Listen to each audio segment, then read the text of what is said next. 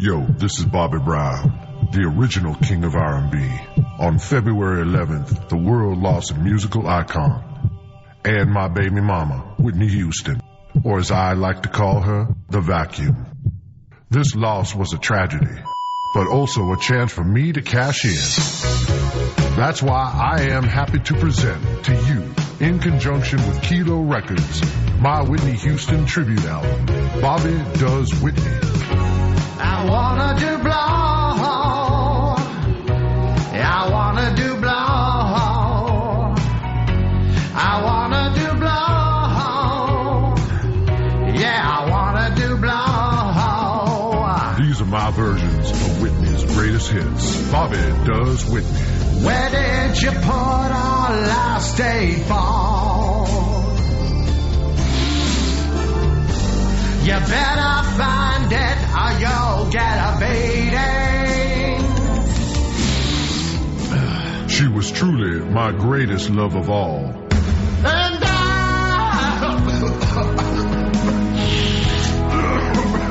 Damn! How does girl sing this shit?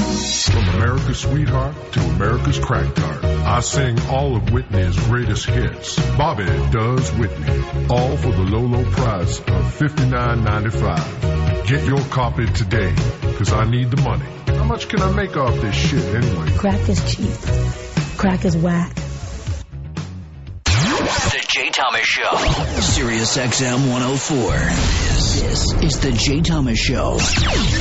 The interesting, the odd, and the bizarre people behind the, interesting. The odd and bizarre stories. Jay gets in it, stirs it up, and spits it out. He's a professional. It's all here on the Jay Thomas Show with Rodney, Shuli, Kevin, Garrett, and Christina. And Ira, this is the Jay Thomas Show.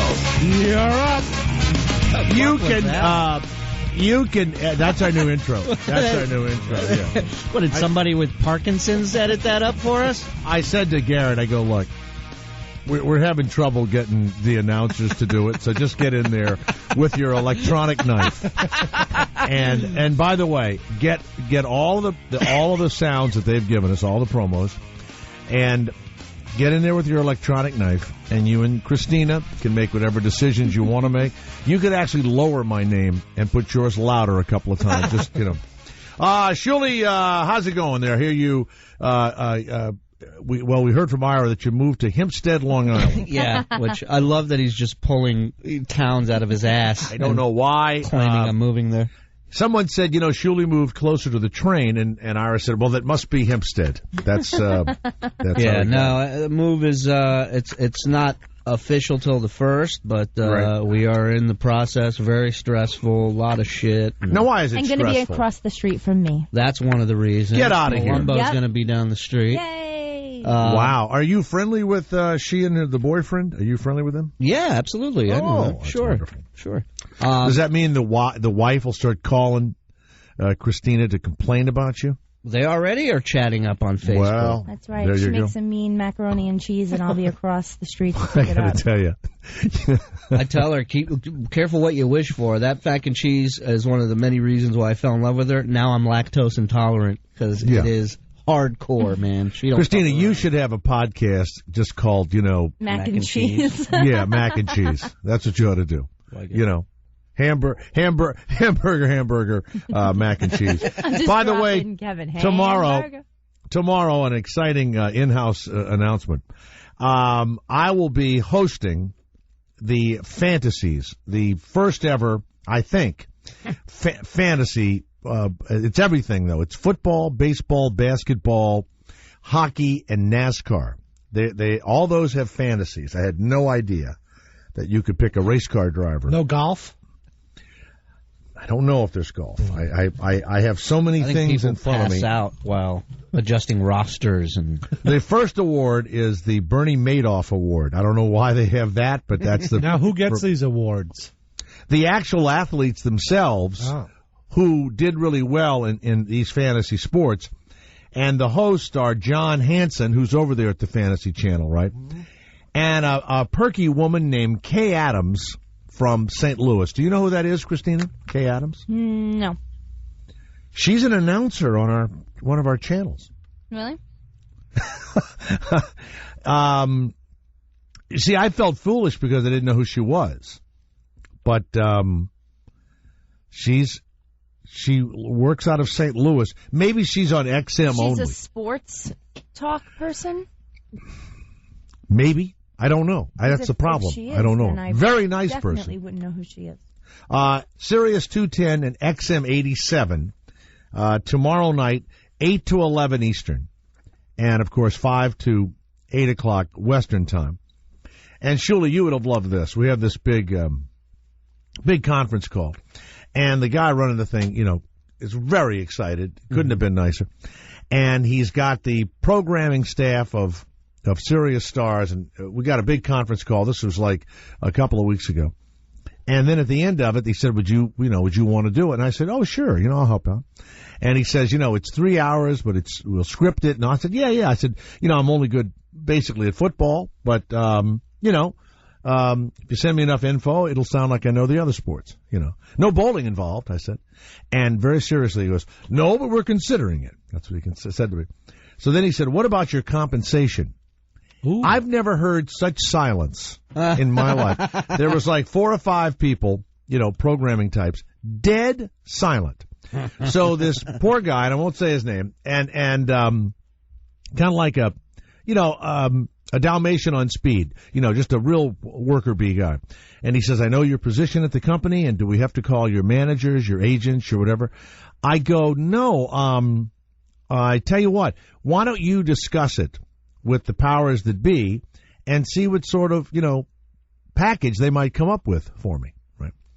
So over the weekend, I get about 4 frantic phone calls. Ooh. Let's go around the horn. It sounds exciting. Let's go around the horn. 4 frantic phone calls. What do you think the compensation package, Christina? Why would I get 4 frantic phone calls about the compensation for a 3-hour award show?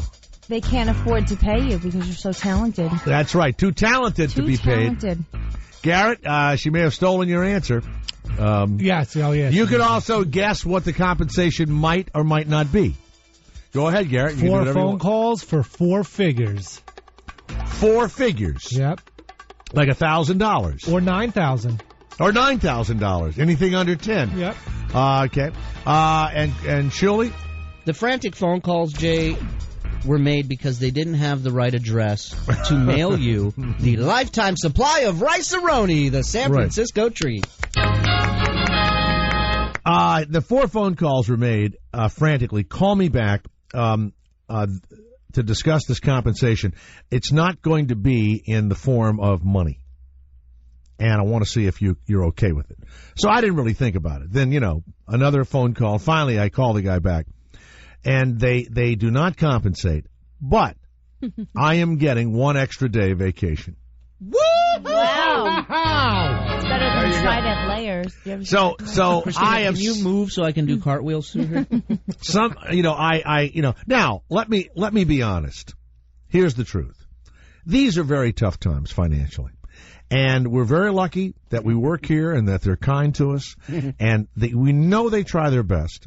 They have spent untold amounts of money to bring the top-notch entertainment to Sirius XM satellite listeners, and so we do make fun, but there are no secrets here, right? They tell us out front what the deal is, and we're allowed to accept it or not accept it or whatever, and so that's it. So I get another vacation day.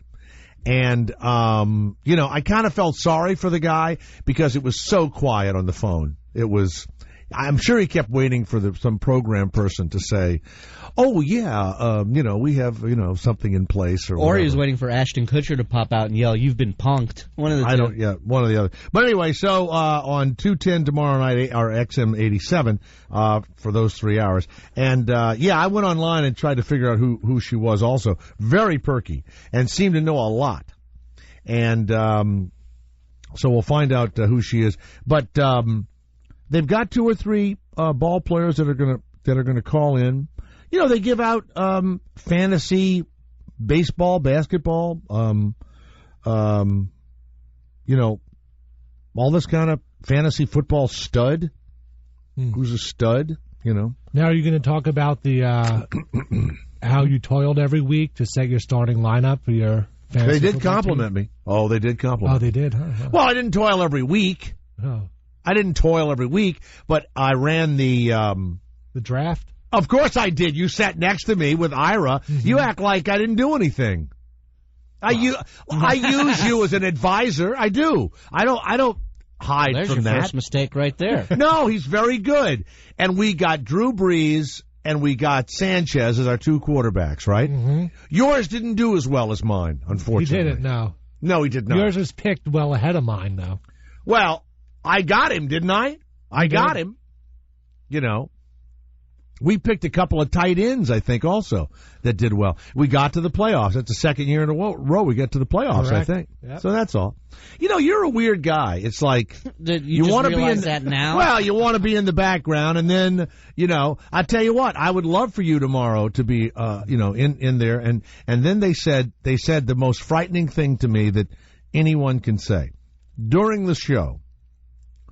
They said, you're going to have to iMessage us and tell us things on the whatever, because you can't really talk to anybody, maybe the engineer or something. Now, Garrett, how do you do that, the iMessage thing? No clue. We do a little bit of it on the assistant producer here, but I try to send you guys things all the time. I just don't know where send is. So that was the first hurdle. Yeah. So, by the way, what would you think, Shuli, if you meet a guy and the guy says he's like some sort of he'd fought in a war, right? All right. Veteran, Sure. fought in the war. He's homeless, and he's asking you for money, and he tells you that he fought, he was wounded, he got a Purple Heart, he saved his platoon from whatever it was, and you pick any of the recent wars, and then you found out later that this guy was lying. What do you think of that kind of guy? Well, I'd go right back to him, and I would either get that money back from him, right, or I would hold that piss and shit jar that he uses hostage until I get my money back. We got an email from a guy that said, when a veteran, so-called veteran, says, Army vet, whatever, need money, what should I do? And it really did bother me to the point where there is a guy named Doug Sterner who is trying to get through Congress, it's the Supreme Court has it, I think. Mm-hmm. If you say that you are not just a veteran, but you are a awarded veteran, you have awards, I think it ought to be against the law. And the Supreme Court, some courts have said, it's your right of free speech to say that you are a whatever. Now, if you put that on a resume and you get caught, you can lose your job, which you see football coaches and college presidents and all that other stuff. So do you think, let's say you brag to people that you won, pick some comedy award, some award. Best comic standing, but you say you came in third or something. Right. We wouldn't check it, but you might put that on your, resume. Came in 19, you pick a year no one would know. Or the awards are being given out right as 9/11 was happening, something like that. That's why nobody remembers it. So no one remembers it. It was a sad day, even for comedy, what would happen? Nothing would really happen to you. But if you said you had fought in, and went to Iraq and you were wounded and everything else, they're trying to make that against the law, and I think it ought to be. Well, when I lived in Vegas, I worked at that souvenir liquor store down in downtown Vegas. The county jail is around the corner. The courthouse is around the corner. So you kind of get the worst of the worst that Vegas has to offer. And one night I'm walking in my car to go home, and this guy, I just hear his voice, and he goes, "Sir, please, I need your help. I got jumped. These guys hit me in the head with a 2x4, and I look up, and he's got a giant knot on his head, on the top of his, on his forehead. And he's like, I just need $5 to get to the mission. That's all I need. I just want a place to sleep tonight, and I just need $5 to get there.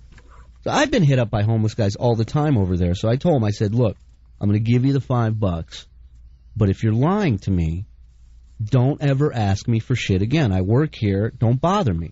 But now he said he was beaten by people. That was the beaten, thing. Wallet taken, everything, and just needs money to get to. And the you mission. said, "Don't lie to me." I just said, "Listen, here's the money. I got no problem. If you are looking for an opportunity, you need someone to take a chance on you for $5. I'm that guy. But if you're lying, don't ever talk to me again." So about maybe 2-3 months go by, and I'm walking in my car one night, and I hear this voice. "Excuse me, sir. I need some help. These guys jumped me and hit me in the head with a 2x4. And I turn around. Not only is it the same guy, still has the fucking knot on his forehead. And I looked at him and I go, "Do you remember me?" And he goes, "No." I said, "You told me the same fucking story 2 months ago, and I gave you $5. "Oh, yeah. Well, you know what happened was," I go, "Well, I know what happened. You didn't buy another fucking story with the $5, that's for sure." And now the lump stays there forever. Yeah, I guess it's on his head permanently. Is it some sort of a? It looked like one of those goiter, a goiter of some sort. Almost that, or like a calcium deposit. You ever see guys with that shit where it's like another head growing on them? I wish I had one of those, to be honest. I had one on my wrist, and that's right. You got hit with a book or something. Didn't you? A Native American guy came out to one of my comedy shows, and afterwards we're in the kitchen at Caroline's, and he comes back with a book. He goes, "Those are called Bible bumps." And I go, "Why are they called Bible bumps?" He says, "Because that's how they'd get rid of them, by smashing it with a Bible." And I'm like, "Well, is that?" I'm like, "That doesn't sound like something a doctor would suggest." And the guy came back with a book, and he's like, "You want me to get rid of this for you?" And I'm standing there in the back kitchen of Caroline's next to the deep fryer, and I'm just like, is this really what I'm about to do right now? And before I could even think about it, he fucking smashed my wrist with it. It hurt for a second, and it was gone. It's never been back. Well, I actually know a doctor that did. My brother had that. He went to the doctor, and believe it or not, now, these are friends of ours who may not do this in their normal practice. He hit my brother's, whatever that lump is you had. Yeah.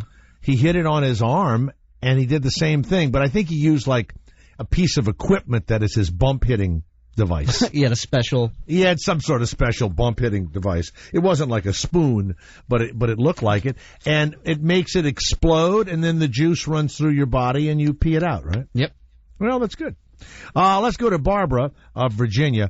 Yes, Barbara, it's Jay Thomas. Yes. Hello, Barbara of line 2. Line 2 is Barbara of Virginia. Right there. There you go. There you go. That's your fantasy partner right there. Yeah. Hey, Barbara. Hi, dear. I just want to know, is this a paid vacation day? All right, don't start. Yeah, of course that's how they're looking at it. They're going, well, he'll be off and he'll be being paid. Maybe that's the way I should look at it also. You know what you sound like? You sound like my wife. Uh-oh. I said to my wife, hey, blah, blah, blah. She goes, well, you're still getting paid that day, aren't you? I said, yes. She goes, that's your compensation. So I'm going to withhold sex from her for the next 8 months. That's my plan. Okay? Okay. Next Have 8 a great months. Day. Yeah. Then at month 4, Shuli, I'm going to go, have you noticed anything? Have you noticed what I've been doing to you? Hey, Jay, real quick on my Twitter, this guy Nathan Bradford. Myself, Medal of Honor winner. I am an Iraq vet. These guys who lie is a slap in the face to real vets. They should go to jail and get their ass kicked as well. Well, this guy that's coming on, it's called the. He's gotten 2 Bronze Stars. I believe he was in the not the Army. It's called the Hall of Valor. That's his blog. There's specifically, he's a Vietnam vet. There's a specific guy who about 5 years ago, his name is Alvarez. I need to get his first name. Xavier Alvarez. He was serving on a local government board here in California, and he told people that he had been a Marine for 25 years, and he received the Medal of Honor. He didn't even go Silver Star or whatever. He went to, I think maybe 60 people in the entire history of the United States have gotten the Medal of Honor, or some small number like that. Mm-hmm. All of it was a fabrication. He was charged and convicted under the Stolen Valor Act. Damn. Which makes lying about military honors a crime. He, the lying piece of shit, By the way, wouldn't you love to be in court? Because you've seen, and they'll say, and Shuli Edgar, from now on known as the plaintiff, right? Yeah. Instead of that, he goes, which is Xavier Alvarez, from now on known as the lying piece of shit. You put that actually in the complaint, right? He is saying in front of the Supreme Court, I can say whatever I want to say.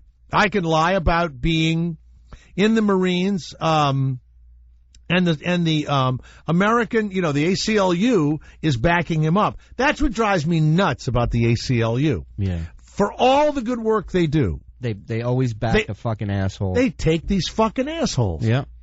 My favorite is when there is a KKK guy. Right. And the ACLU always sends a black attorney. Always. Yeah. It drives me nuts. So you got the white supremacist there, with the black guy, and he has to say to the news, reporters, well, this is about freedom of speech, and I may not agree with Mr. Klan over here, Kevin Klan, and he's able to change his name, to Kevin Klan and all that. So, what's weird is they're just saying that it should not be against the law, okay?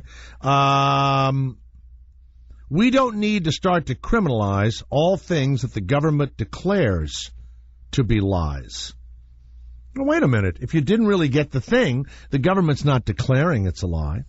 Do you remember when John Kerry was running for president? Yeah. He really was wounded. He really was a commander of one of those boats. And they were guys that hated him when he was in the service, and he hated them too.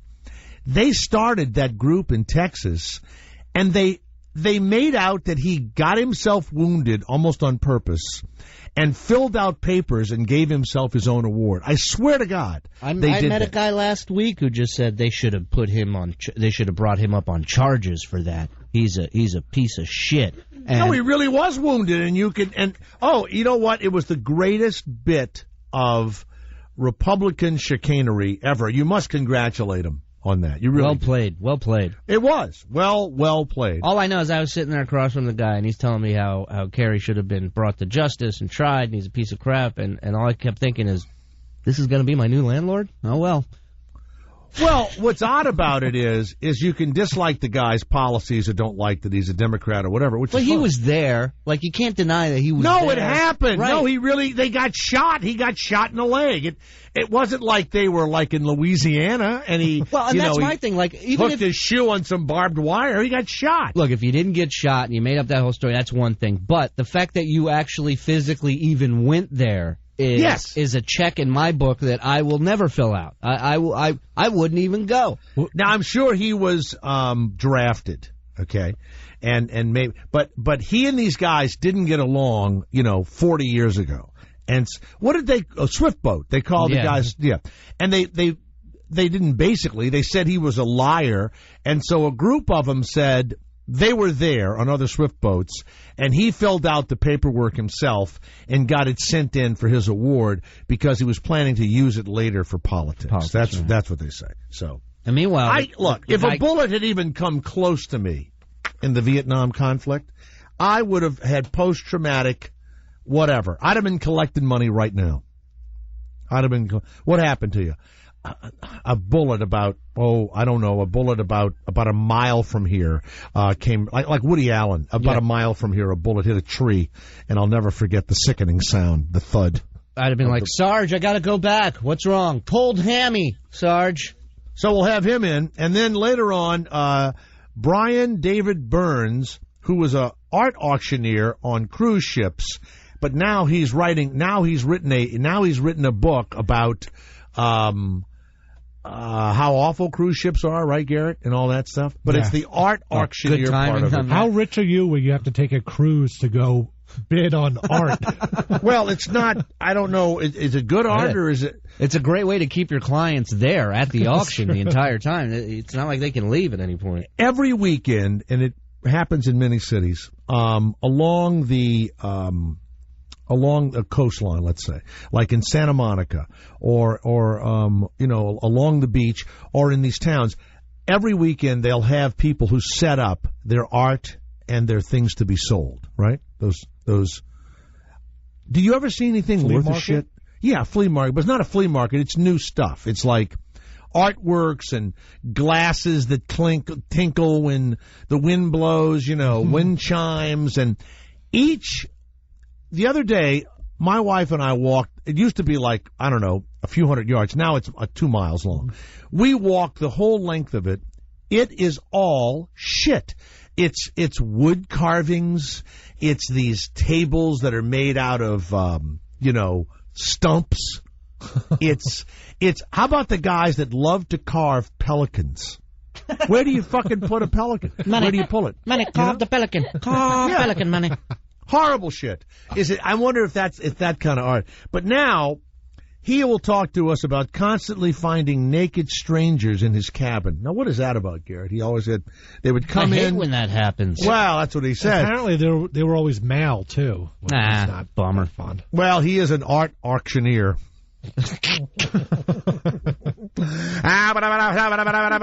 Come American.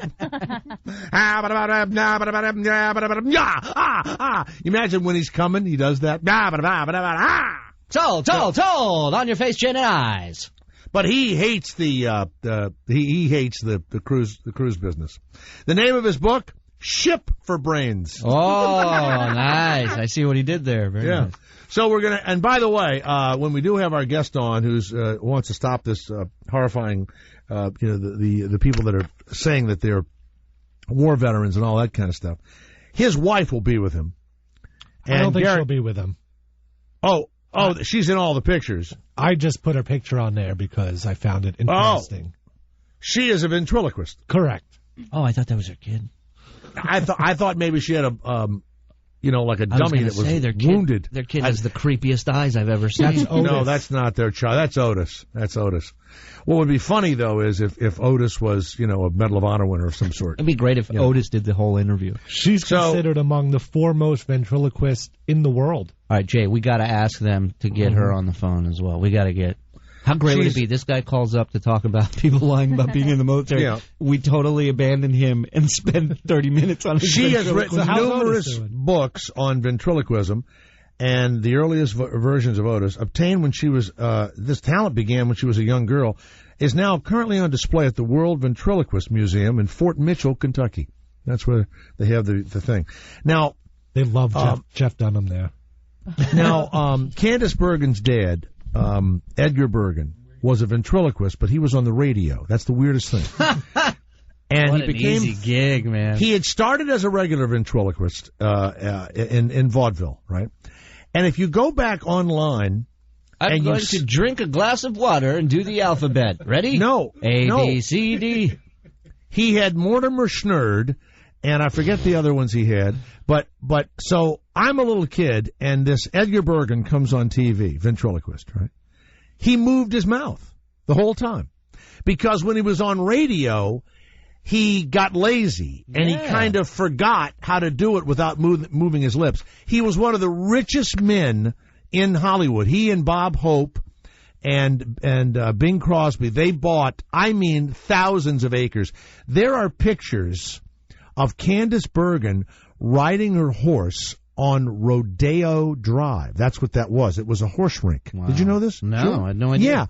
Yeah, they owned all that area. They owned the entire valley and everything else. But he moved his lips. Now, you know what, Garrett? I would love her to come on and teach us ventriloquism. Now, watch this. If I had a dummy right here. So, Bobby, how's it going? Oh, it's going okay, G. Wow, how'd you do that? That was well, amazing. I didn't move my lips, see? Oh, it's going okay, G. It's going okay. Garrett, you should try. Wow. You do it in your throat. It's going okay, G. How you doing? How are you? Like that. Should we all try it? Yeah, sure. Wow, that's pretty amazing. Do it without moving your lips. Am I going first? Yeah. Yeah, go first. Hey, what's going on? I'd like to eat the corn out of your shit. Yeah, you're nice. You know what? You don't hear a lot of ventriloquist dummies doing that. I just want. I don't want to. What am I going to do? The ABCs and drink water? You need to have a dummy that has like full, sleeve tattoos and stuff. I need a white supremacist dummy. Yeah. You just need an evil dummy. or I'm TV friendly if you really want to know. Hey, I'd like to eat the out of your you dirty. Shuli and Kevin Clan. That's your new dummy. Kevin Klan, the white supremacist dummy. All right, try it, Garrett. Ventriloquism. Oh, Jesus. The quick brown fox jumped over the lazy dog. Wow, he might be the best ventriloquist. No, you can't move your lip. He didn't. No, Liar. Do it again. The quick brown. All right, I'll move my lips this time. Jay. The quick brown fox jumped over the lazy dog. You're a liar. All right, now do it without moving. The quick brown fox jumped over the lazy dog. You're a liar. Brilliant. You know what? I believe that ought to be against the law, pretending you're a ventriloquist. I think you ought to be hauled in to Jerry Mahoney. It's the Jerry Mahoney law. Who's a ventriloquist now? Jeff Dunham is the last one left. Otto and George. He makes all his own dummies, too. Whalen and Madam, remember that guy? Oh, yeah. I actually got free tickets to that in Vegas once. Well, you must have pissed somebody off. I did. And now, Christina, go ahead. Keep your lips together. No, the other one. Which lips do you want to keep together, Jay? There you go. None of us are any good. Let's go to Damon of California. And stay where you are if you hate people that lie about being in the Army. And I bet a lot of people know guys that brag. And now with the Iraq War and Afghanistan, there's a lot more bullshitters, don't you think, Shuli? Oh, coming totally. Back? Guys that were stationed in Germany or joined up and never left friggin', Fort Sill in Oklahoma. Okay? Except in this one, they sent everybody's ass over there. I know 3 guys that joined the Navy. They handed them rifles, and they landed in Iraq and were being shot at first day. How about this? How about when last time I was in Israel, right? I was like 11, I think, or 12. And I was staying at my aunt's place. She lived on a kibbutz. And I don't know why, but I started this lie telling the kids my age of the kibbutz that I was in a band back in the States, and we were like really popular. See, that ought to be against the law. Well, wait till you see the band, the music I played for. When you hear that should have been against the law. So they're like, "Oh, we'd love to hear some of your music sometime." So I remember going in my bag and seeing if I had any music on, and I had one tape of the Monkees. The Monkees. And you lied and said you were in the Monkees? I thank you very much, Damon of California. Oh, idiot. Guess who was carried on shoulders the entire time he was on Kibbutz Ein HaMifratz? Represent. Oh, really? The little Israeli kids? That was before television and internet. The internet ruined me. I got a lot of feedback. Once you know what? You cannot. It's really hard to lie now. It really is. How about prank calls? Prank calls are a thing. They're dead. They're dead art because everyone's got caller ID, star 69. Mm-hmm. You can't. What I like is I look at my phone and it goes, prank call. That's what it says. You're that advanced. Damon, hurry up because we're heading for our guy who's against people who get fake great. awards. Yeah, go ahead. A couple things. One, I just wanted to say, that contest on Friday was absolutely epic. And I'm not joking. That was the funniest shit. I re-listened to it last night, and I laughed my ass off again. Well, now here's what the contest was for those of you that don't listen. It's so funny because, Jay, we walked away Friday, and we were disgusted with ourselves. Terrible. And they gave us 2 Bruce Springsteen tickets. And Sabian and Jim McClure said, look, you just have to make sure that it's a random caller and all. But I thought, wow, it'd be fun to really have a contest. So it was going to be the measurements, right? What's funny is everybody had pretty much the same measurements. Everybody is Zoftic on that morning show. Everybody. And we started with Gianna, and then we moved, but it just took so long, and we gave such incredible clues. Well, that was my favorite part, is when you were telling people 2 of the numbers are the same, and we took about 5 calls in a row. Horrible. That's well, the best. I you know what? I don't know what I was when we turned the mic off and went to break. I was apoplectic. I was going, "Are you?" And then Garrett would go, "Legally, we have to continue. Legally, we must." He kept saying, "Legally, we have to continue." So we could not leave it. We couldn't go. Okay, this sucks. Let's just pull a name out. Legally, we had started it, we had given them rules, and we had to continue it. And by the way, I sat at my desk at 7 in the morning when I get off. I just stared out the window waiting for the phone to ring. I'm not joking. And then about an hour or 2 later, I saw that 646, 3100 number, whatever it was. Yeah. I went, oh my God, oh my God. They heard it. I answered, and it's guy going, Jay, there's no compensation. There's no compensation. Now, I wanted to say, I got so much feedback from so many people saying they loved it. They loved it on Friday. And I'm like, what fucking show are you guys? Because it was uncomfortable. Well, the best, though, is when we finally had a guy to move to the finals. And we finally had a guy to win, and Garrett goes, well, it wasn't in order. You didn't do it in order. And you go, what?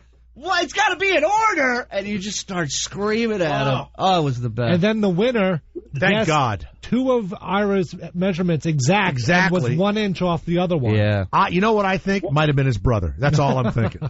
Could have been his brother. All right, thank you, Damon. Yeah, you loved it. I know. Thanks a lot. And finally, Murray from your truck. Yes, Murray. Are you a veteran? Did you fight in any of the wars, Murray? Yeah, Jay, I've been in Iraq. I did the Iraq thing back in... what kind of awards? Did you win any awards at all? Awards. Yeah, I won the award. I won the Special Olympic awards, Jay. You won the Special Olympics awards in Iraq. I won the Special Olympics. Well, what it was is that we were supposed to be out there helping, the kids out there running Special Olympics and whatnot, and I was young. So what I did is, they was like, hey, we need one of the kids to run, and he couldn't run in the race, so I ran for him. You ran for a little crippled Iraqi boy. Yeah, I ran for him. But you remember, Jay, I ran in the movie Rocky. Remember Rocky ran through Philly? Remember I told you that? No, I don't. You were the one that ran up the steps? Yeah, if you ever look at the movie Rocky, when he ran up the steps, I was a little black, I was a little coat on with the little hat, Rocky ran up the steps. Get out of here. You were in the movie Rocky. Do you get money for that? Now, if you're lying about that, you're going to go to jail. Hey, by the way, he's got me now. Wait a minute. Yeah, if you lie that you were in a movie, I think that ought to be against the law, too. No, you remember I told you that a while back? I do remember it, but I of course, didn't believe it. Is your name in the credits?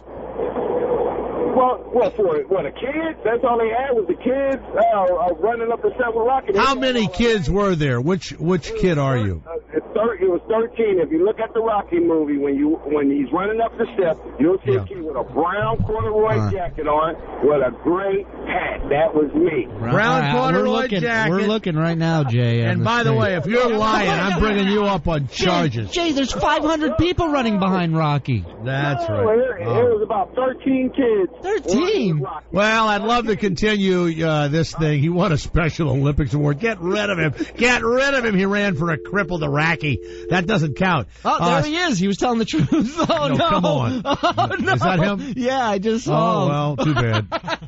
Go to militarytimes.com, homeofheroes.com. All kidding aside, it's being discussed in the Supreme Court as we speak. Put on some underwear. A guy that lied about having a Medal of Honor, which is, he'd have to have saved people or put his life in jeopardy.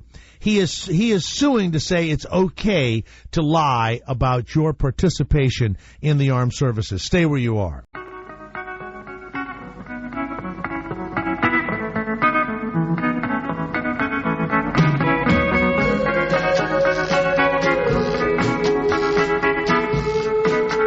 Man, I love this. It sounds like the music. They didn't use this in Apocalypse Now, but it'd be kind of jungle. Did they use it in Apocalypse this week? I think so. It's synonymous with Vietnam War. It reminds me of going through the jungle. Can you imagine? It was a drafted army. They would have had you and me and Shuli. There would have been all people that didn't want to be there. Crap. I guess 90% of them didn't want to be there. Nobody would want to be around me because I'd reek of shit, because I'd shit myself the second the plane took off.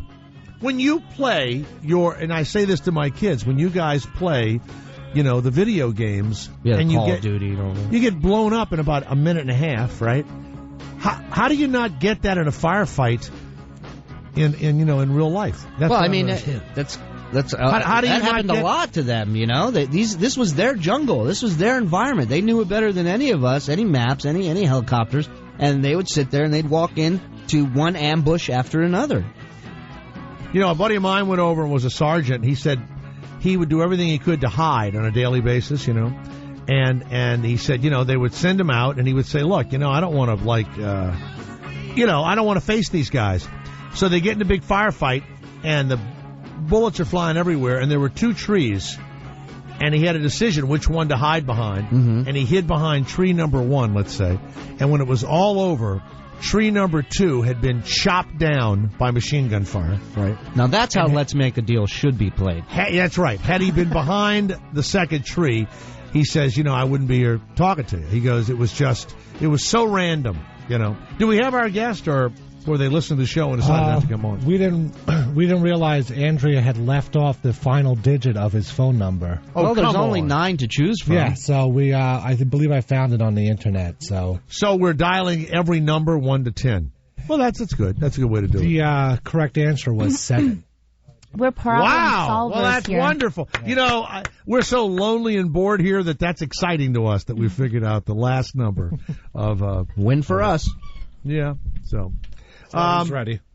Okay, there we go. Hey, Doug Sterner, welcome to the Jay Thomas Show. How are you? Doing well. Thanks for having me on today. My pleasure. MilitaryTimes.com, homeofheroes.com.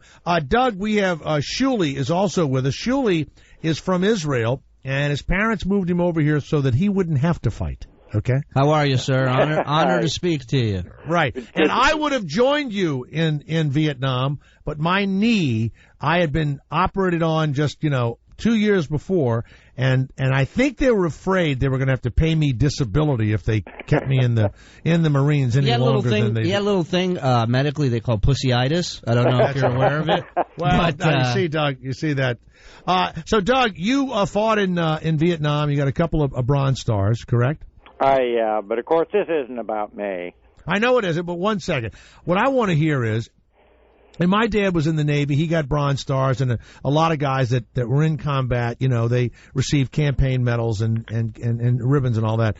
What would the Bronze Star, in your case, be given for? So just so it gives us a criteria of why an award would be given. Well, the Bronze Star can be given for any number of things, ranging from some very heroic actions that could conceivably, but for eyewitnesses, rise to much higher level, to doing your job well. Both of my Bronze Stars were for my particular service, not for a specific heroic action. You didn't. It wasn't like you carried somebody off the battlefield or whatever. So, and my dad, I believe, got it also because he was in the engine room of a heavy cruiser, and I think the conning tower was blown up, and he and the other guy continued to control the ship from down below. So they provided a great service to the ship. So you're correct. Now the Medal But on a daily basis, let me specify, as I'm typing up citations for the Hall of Valor.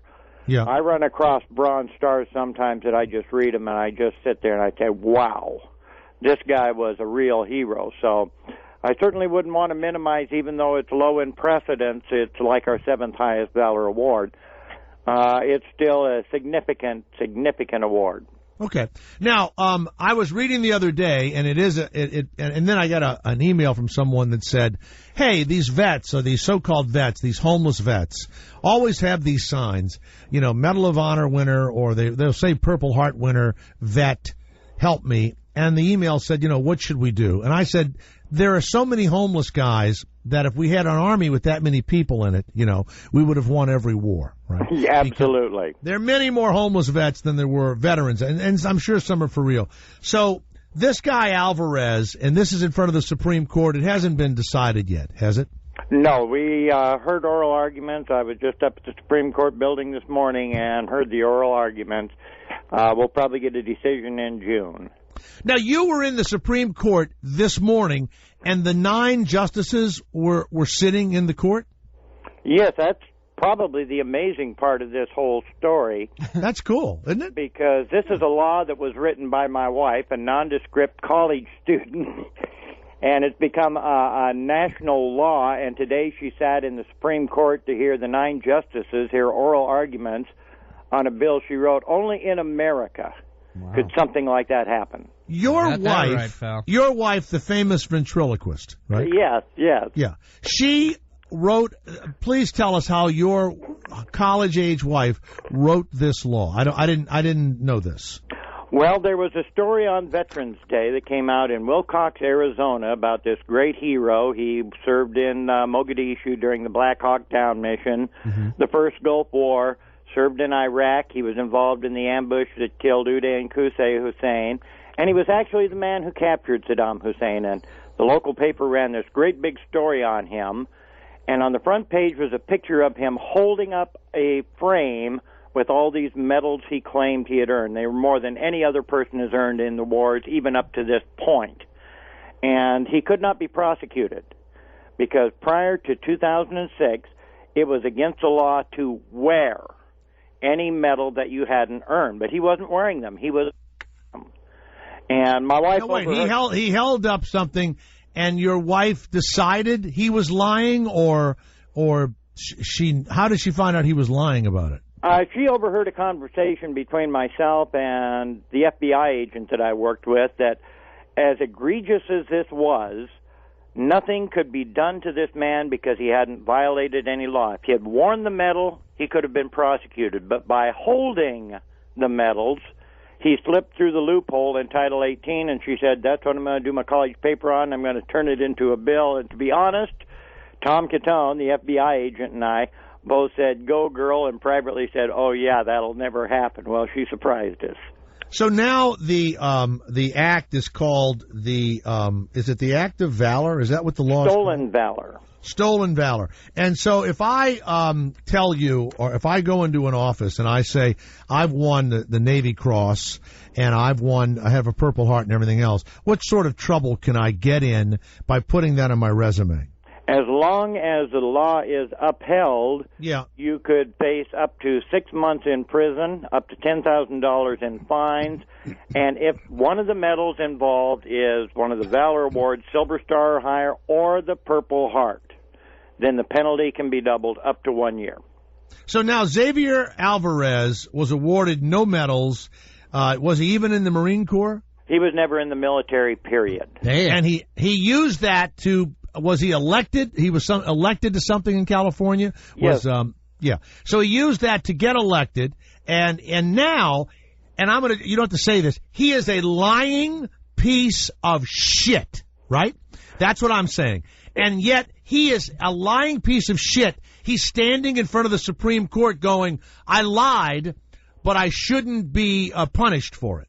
Exactly. And even his defense attorney basically said the same thing, only not quite so strongly. Well, wait a minute now. Don't you wish they had that when you read, like when the two opposing parties and one says, better known now, Mr. Alvarez will be known as the lying piece of shit. Wouldn't you love that to be in the actual file itself, the case file? Oh, I would love for it to be in the case file, absolutely. The problem is he's going to be known as the scumbag that got before the Supreme Court and whose name is going to go down in the annals of our judicial history.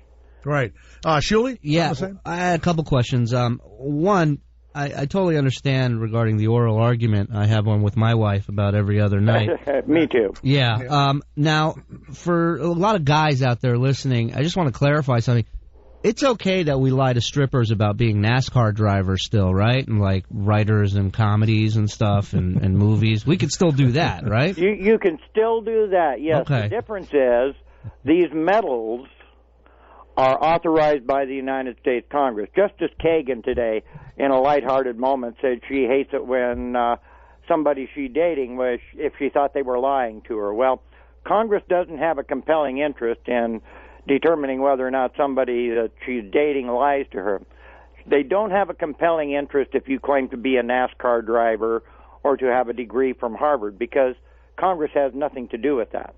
But Congress... Well, but you can get fired from your job. Football coaches, teachers, presidents of schools, they lose their job for fabricating their resume. If you find out about it. One of our cases was a case in Texas. A guy claimed to be a Navy SEAL. They're always a Navy SEAL. That's one of the biggest lies. Yeah, and he was the number 2 administrator at Texas A&M University with a $300,000 a year salary. We found out he had never been a Navy SEAL, but once he came under the microscope for his false claims about being a Navy SEAL, the university found out that their number 2 administrator had also lied about the master's degree that was required for his job. Well, if a guy tells me he's a Navy SEAL, I get a knife from behind the bar and I lunge at him. You put him and right if to the he test. can block the knife and get it out of my hand, he's a Navy SEAL. If I plunge it into his heart, he's not. Well, you better get a whole bunch of knives because we got a movie coming out Friday about SEALs. And I can tell you, after that movie comes out, everybody that wants something is going to be claiming to be a Navy SEAL. There's going to be enough of them to break you buying knives. I have a friend of mine, Thomas, on Twitter, who says that a guy used to brag to his dad how he had 3 Purple Hearts, and his dad used to tell him, big deal, it means you couldn't get out of the way 3 times. Let's go to Eddie of Cape Coral. Eddie, do you have any awards? You have some military? No, I'm from the fire department, yes, but not from any Navy or Army. Have you ever, from the fire department, did you carry a woman out of a flaming What'd you get, building? best mac and cheese in the firehouse? What did you get? Hottest chili? Medal of Honor. Even before I was a firefighter, I ran into burning buildings and rescued people. You know what? That's a good lie to start telling, too. That's a good one That ain't no lie, buddy. No, well, Eddie, we believe Eddie, you. give us your question really fast, and then we're going to go to break and come back. Okay. Go ahead. My question. My father passed away. He has a lot of medals. I wear them Memorial Day, and I wear them on his birthday. Can I get in trouble for that? Only if you get pussy. Doug, can he get in trouble for wearing his dad's medals? Yes, he can. And he could have even before the Stolen Valor Act. And this is something that probably could be an easy fix. You know, in Australia, you're allowed to wear the medals of a family member if you wear them. Stay where you are. Doug, we're going to finish that in a minute. I apologize. We'll be right back. Okay. Don't steal a medal. That with two-time recipient of the Bronze Star and his wife, who, of course, brought all this up about this Stolen Valor Act, where if you wear the medals, it's bad, but also if you say that you're these medal winners, that you've done all this wonderful stuff, you know, in battle, mostly, there are so many people that lie about it. He was just in the Supreme Court a couple of hours ago. Go to militarytimes.com, homeofheroes.com. First of all, Doug, could we have gotten in this morning to the Supreme Court? Is it easy to get in there? Hang out? No, it wasn't easy at all. In fact, up until yesterday, even though my wife was the author of the bill that was being debated, it didn't look like we were even going to be in to hear it. Oh, okay. And so she was a college girl when she did this? Yes, she went back to college late in life. She was in her 40s. I was about to say, you've got to be in your 60s, and I was thinking, did you get yourself a 25-year-old? Congratulations. We have a medal for you back here at Sirius XM. Well, she is younger than me, but not that much. Well, that's good. Sometimes joke I took her thumb out of her mouth and put a ring on her finger. There you go. Well, now look. Yeah, go ahead. Well, I was just going to say, what surprised you more, when your wife came up with this bill, this idea for this bill, and did it, or when you found out she was a ventriloquist? Yeah. Well, we're both ventriloquists, so that's get out of here when we met. You both? Is that how you guys met? Yes, that's exactly how we met. Like, was that a show or something? It was at a church, and a mutual friend had just introduced her to me and said, "Oh, there's Doug Sterner. He's a ventriloquist." And she said, "Oh, really? So am I." And the rest is history. 36 years of mostly marital bliss, but now we've had a few oral arguments, but I've learned I can't win those. Who's the better ventriloquist between you and I? Oh, she's one of the best in the country. Really? Absolutely. Now, we were trying it earlier, and we're going to get back to the Supreme Court thing in a minute. But when you keep your mouth closed and your teeth together, you talk from the bottom of your neck. How do you get the sound out? Well, it's really not that difficult, and come on, any married man knows how to, keep his mouth shut and his teeth together. We learned that after 1 or 2 years of marriage. That's, discretion is the better part of valor. So, God, I'd like to just kill you. I'd like to just strangle you. What was that? Oh, nothing, my darling. Nothing. You mean that kind of thing? That's how you do it? Sure. How about I shove a broom up my ass and sleep on the way home? I love you. I said I love you. Why don't you and your mother go fuck yourself later on? What was that? Nothing, my precious. You and your mother, take all the cars and wreck them. So So Doug, I'd love to have you and your wife on at some point and give us ventriloquist instruction. I'm not kidding. I would love it. Well, I'll tell her that she works during the day, but I'm sure she'd be happy to go on sometime. Okay, good. Now, Doug, the guy called up. He wears his dad's medals, on Veterans Day. You're saying that under this act, that's against the law? No.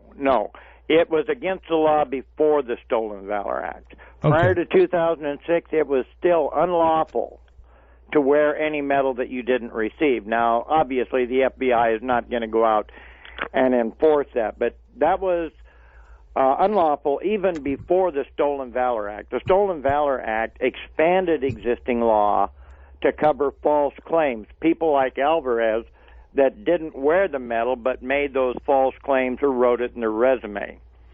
But obviously the FBI is not worried about somebody wearing Dad's medals, and I cannot conceive that anybody would ever be prosecuted for that. The problem is when they knowingly lie and present those medals as being something they themselves earned. Like when Al Sharpton used to run around with those Olympic medals. Remember he used to wear those years ago? I don't. No. They were like these gold things. They look like Olympic medals. It's like, Al, you were not in the Olympics, all right? Now, was Xavier Alvarez the guy that was an elected official in California who said he didn't just say he got a medal, he got the Medal of Honor? How many of those have been given away in the history? He created a movie, Jay. He didn't just tell a lie. He presented a movie scenario. And I believe, was it not President Washington that started the medals when he was president? George Washington started giving out the medals after his presidency started? No, actually, he started that 5 years before his presidency. In 1782, he established our award system. Okay. When he established the award system, he issued a general order establishing them, and he said, should any assume the badges of these, they shall be severely punished. Now, 5 years later, George Washington was president of the Constitutional Convention. So if you want to know what the framers of the Constitution thought about lying about getting military awards, look at what George Washington said 5 years before we had a First Amendment. Was the guy, Xavier Alvarez, the lying piece of shit, was he in the Supreme Court this morning? I don't believe so. I think he's in prison right now for insurance fraud. Come on. So he's just a crook all around. Most of these guys that lie about military awards are crooks all the way around. When we prosecute for stolen valor, you'd be amazed at the other things that we find that they've been up to. Let me give you one good case in point. Up in your neck of the woods even, there was a man that got out of prison on a technicality several years ago. His name was Robert Cleason. He was convicted in Texas of murdering 2 Mormon missionaries, and when he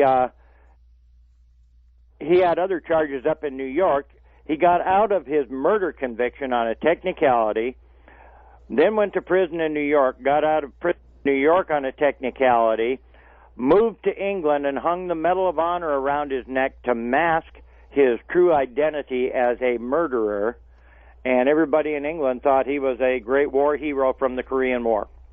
Now, does he get in trouble for that?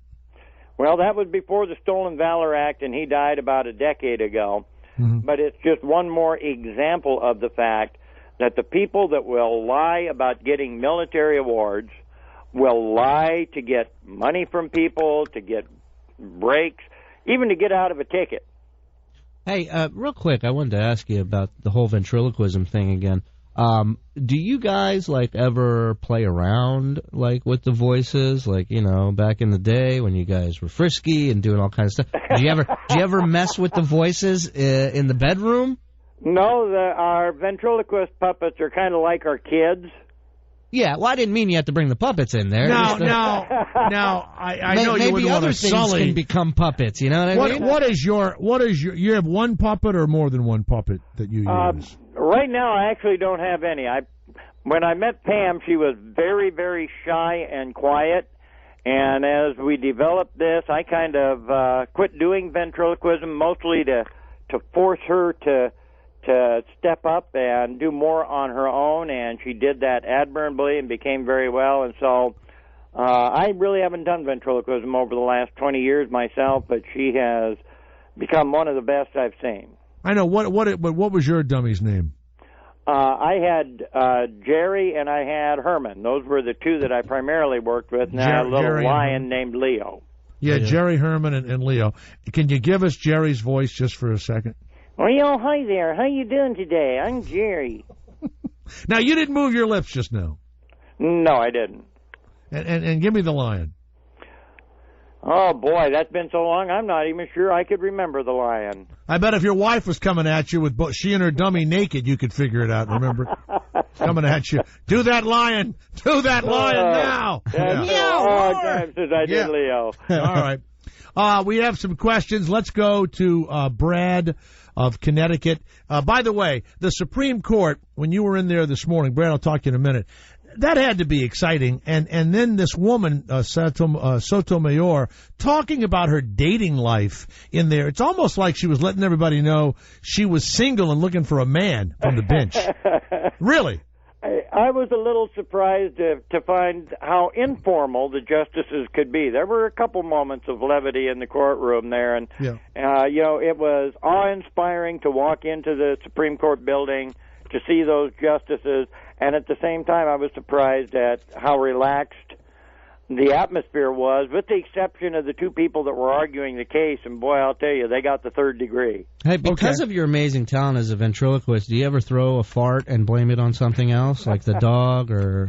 You don't have to be a ventriloquist to do that. All you've got to be is a man. Men have been doing that for as long as they've been lying about their military heroics. Well played, sir. Well played. Boy, my wife woke up last night. She goes, "What's that?" I go, "That fucking cat." That's what that is. Get that fucking cat out of here right now. We have the dog. By the way, the reason why we can curse here, Doug, this is Armed Forces Radio. Okay, well, guys, salute all the guys out there in the Armed Forces. There they Salute. are. Okay. Brad, go ahead. Your question for Doug Sterner in front of the Supreme Court, making sure that wearing other people's medals or lying about medals is against the law. Go ahead, Brad. Check out the big brain on Brad. Come on, Brad. He's eating his kahuna burger. He's done. Get rid of him. Let's go to Ed of Texas. Go ahead, Ed. Yeah, hi, Jay. I just think we turned into a nation of morons now. You want to lock people up for bullshit. This whole country was built on bullshit. You're all bullshitters. Your guests are bullshitter. Why don't we just put everybody in jail and be done with it? Dad, I told you not to call the show anymore. Now, Ed, wait a minute. A guy goes overseas, and whether you want to go to war or not, or whether you think... Big fucking deal. It's because he can't get a job because he's got no education. Well, did you go overseas? Did you fight in any sort of military action? I'm not that fucking stupid. Like you, well, but guess what? You don't have an opinion on what these guys do because you've never fucking done it. Hold on one second. Yeah. Doug, you're in the middle of a family squabble here apparently between... You're not entitled Doug, I'll handle this. How about we meet on the street, pal, and I climb your ass and sit on your head and then teabag you? How about that? Doug would have to probably get out of the wheelchair first. Sorry. Now, hold on. Ed, hold on. Ed. Lock everybody up. Ed, hold on. Ed, lock you up. Let's say, Ed of Texas, you do something really spectacular. The odds are you've never done anything spectacular and you've been a hateful individual your entire life and your parents beat you and you're probably abused as a child. Well, let's get that out of the way. But you do something fabulous and somebody takes credit for it and says that they did the same exact thing that you did and they get the same financial or they get the community award that you're getting and you did the act and they didn't. Like what if somebody said I was the asshole who called Jay Thomas today and stole your thunder? That's right. Well, lock them up. They should lock them up. Lock everybody up. So you think it's okay to lie about a Medal of Honor or anything? Everybody lies, so lock everybody up. Why just lock up why just pick up one class of liar to lock up? You're not going to stop lying, but what you can do is when you catch people, maybe teach them a lesson so other people won't follow in their footsteps. Your guest is so proud of himself that everybody that steals his thunder, that's lying about it, lock him up. Well, why not lock everybody up? That's what you want to do in this country. I never seen such a bunch of fucking stupid morons. So why are you here? Why are you here? Hold on one second. I'm hearing to say that all they want to do these days... Why are you in this country? Go ahead, Ed. Go ahead, Ed. Well, because I was born here. Okay. Oh, well, it shows. We're lucky. How much you love it. Thank you. Now, Doug, does he sound like the typical ACLU attorney to you? Well, no, it's a legitimate question. Should we lock people up for lying? It's a legitimate question, and that's why it's before the Supreme Court. So I won't hold that against him. But about 2004, we had a case. A guy walked on a commercial airliner in Chicago, opened a box, and in it was a Medal of Honor. He said he had earned the Medal of Honor in Iraq. The pilot invited this young man up into the cockpit and took a picture of him in the cockpit with that Medal of Honor. Now, if you're going to be flying on an airliner, do you want anybody that can lie about being a Medal of Honor getting access to the cockpit? No, and I don't want a pilot who wants to bring people into the cockpit for a photo op either. That's the other thing. Well, the bad how thing about you was, meet him in first class and fucking is take a he picture? had the Medal of Honor over, his Afghani outfit. That's the thing that bothered me. So this guy that we just heard was just angry, but the ACLU is saying, okay, so what? It's freedom of speech, right? That's their argument, yes. Well, how do you feel about that? Well, I think that's their job. They're doing their job, and I don't hold it against the ACLU. I disagree with them 99% of the time, but that's why they're there. And it's a system of checks and balances, and, we live in a diverse country with a multitude of opinions, and I understand that there are different opinions on the Stolen Valor Act. I heard them today in the Supreme Court building. I just hope that those justices realize that this is an important issue and that they have a responsibility to protect vulnerable people who've been lied to by these thieves and con men and taken advantage of, and they will uphold the Stolen Valor Act. I like it. Let's go to Matt of Pasadena. Hello, Matt. It's Jay Thomas. Yes, sir. By the way, Matt, I doubt if you could yell or insult Doug any more than he's been insulted. He has stayed with us. He's been called every name by Ed of Texas. So you know why? So Because he's a soldier. He's proven. By the way, Doug, wouldn't you like to get Matt and we just skin him really slowly? Would you like? I think that was that guy Ed. Yeah, I mean, Ed. I'm sorry, old Matt. enough to be pretty laid back. Really? All right, Matt, go ahead. Do you have your medical marijuana card, Doug? That's what you sound like to me. Filled with medical marijuana. Matt, go ahead. I'm sorry, Matt. I used your name instead of Ed's. Go ahead, Matt of Pasadena. I was just wondering if you knew of any famous fakers. I think I read in Vanity Fair that Brian Dennehy got nailed doing such a thing. You know, I don't know, but Doug, did you know the name Brian Dennehy, the actor? Yes, I did. And there's many far worse. Probably one of the worst was the iconic boxing writer of the last half century, Pat Putnam. Covered the Olympics in Seoul for Sports Illustrated. Throughout his life, his extreme prejudice against Oriental people was overlooked by his friends because they believed his stories that he had been tortured by the Chinese as a prisoner of war in the Korean War. In fact, he had never been in the Korean War, never been in the military. His quote-unquote war wounds were actually the result of a driving accident with a telephone pole, purportedly while he was into his cups a little bit. Well, what did Brian Dennehy say he had done, Matt? He said that he won an Oscar for his part in Rambo. No, I don't remember exactly. I think it was like a Vietnam. Doug, did Brian Dennehy say he went to Vietnam? Yes, he did, I believe. And I don't recall the entire case, but I know Jug Burkett, who wrote the book Stolen Valor, that the Stolen Valor Act is named after, devoted a considerable amount of time to talking about Brian Dennehy's fraud. Let me ask you this, Doug. Now there's got to be a way for these guys to get a hold of these medals, these guys that are impersonating. What about pawn shops or surplus stores or someplace like that where these things can be purchased, correct? Yeah, and there's a legitimate market for them. Medals collectors have done a lot to preserve our history. Maybe you want to buy medals to put a shadow box together for Dad or Grandpa. Right. So there's a legitimate market. When you cross the line is when you take that medal and say you earned it, as opposed to just simply displaying it because you think it looks nice or because you want to collect medals. And one final question. Did your wife name any of her dummies after you? No, I'm the one dummy that she's got on her own, so she didn't need to name one after me. Let's go to Greg of Connecticut, 8884-102-102. Yes, Greg, go ahead. No, Greg's down on 5, Garrett. Yeah, go ahead. Yeah, go ahead, Greg. Doug. Yes. I got one question to ask you.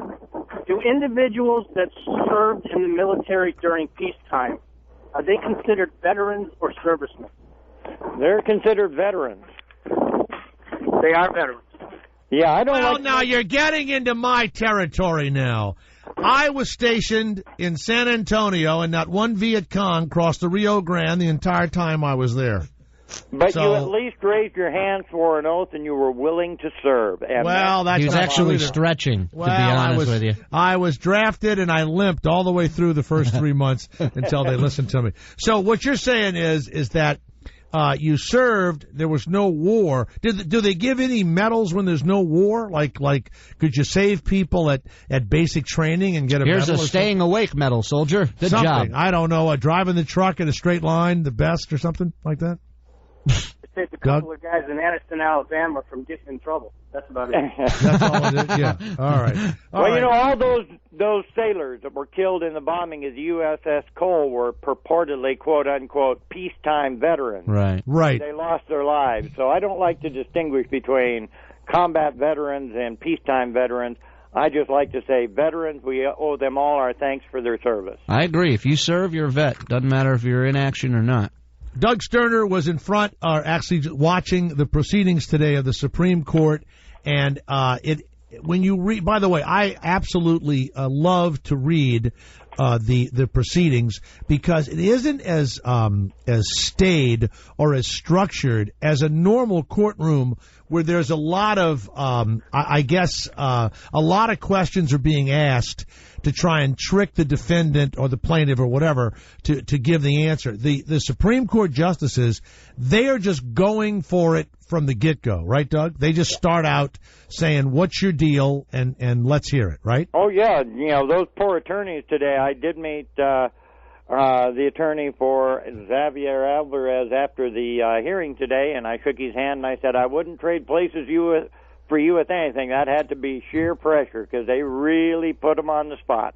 So he knows that Alvarez is an asshole, but he believes in his freedom of speech, even though it's speech that not many of us would agree with, except for Ed of Texas. Well, he started by his brief by saying Xavier Alvarez lied. Now, what he believes about Xavier Alvarez is totally moot because every person is entitled to an attorney, and he was doing the job that our Constitution calls for with regards to adjudication of a criminal charge. And so, you know, I certainly wouldn't want to have been in his position because I wouldn't want to defend Alvarez, but he did his best.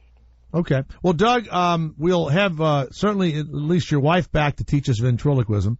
And in June, would you make sure you contact us, or we'll try and keep it on our calendar? I'd like to. I totally agree with you. I think that you should not lie about medals of valor. I just don't. And I'd like to have every homeless vet prove with some sort of a card that he did something. That's the other one. I'm going to start a homeless ear necklace for every homeless person that lies about service. Cut their ear off? Yeah. I like that. I like it.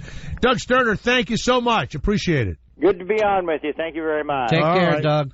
MilitaryTimes.com, homeoftheheroes.com. Good. You know what I liked about him? There wasn't much. I mean, that guy, Ed, was as rough as you can get. Mm-hmm. Not much you could do to Doug.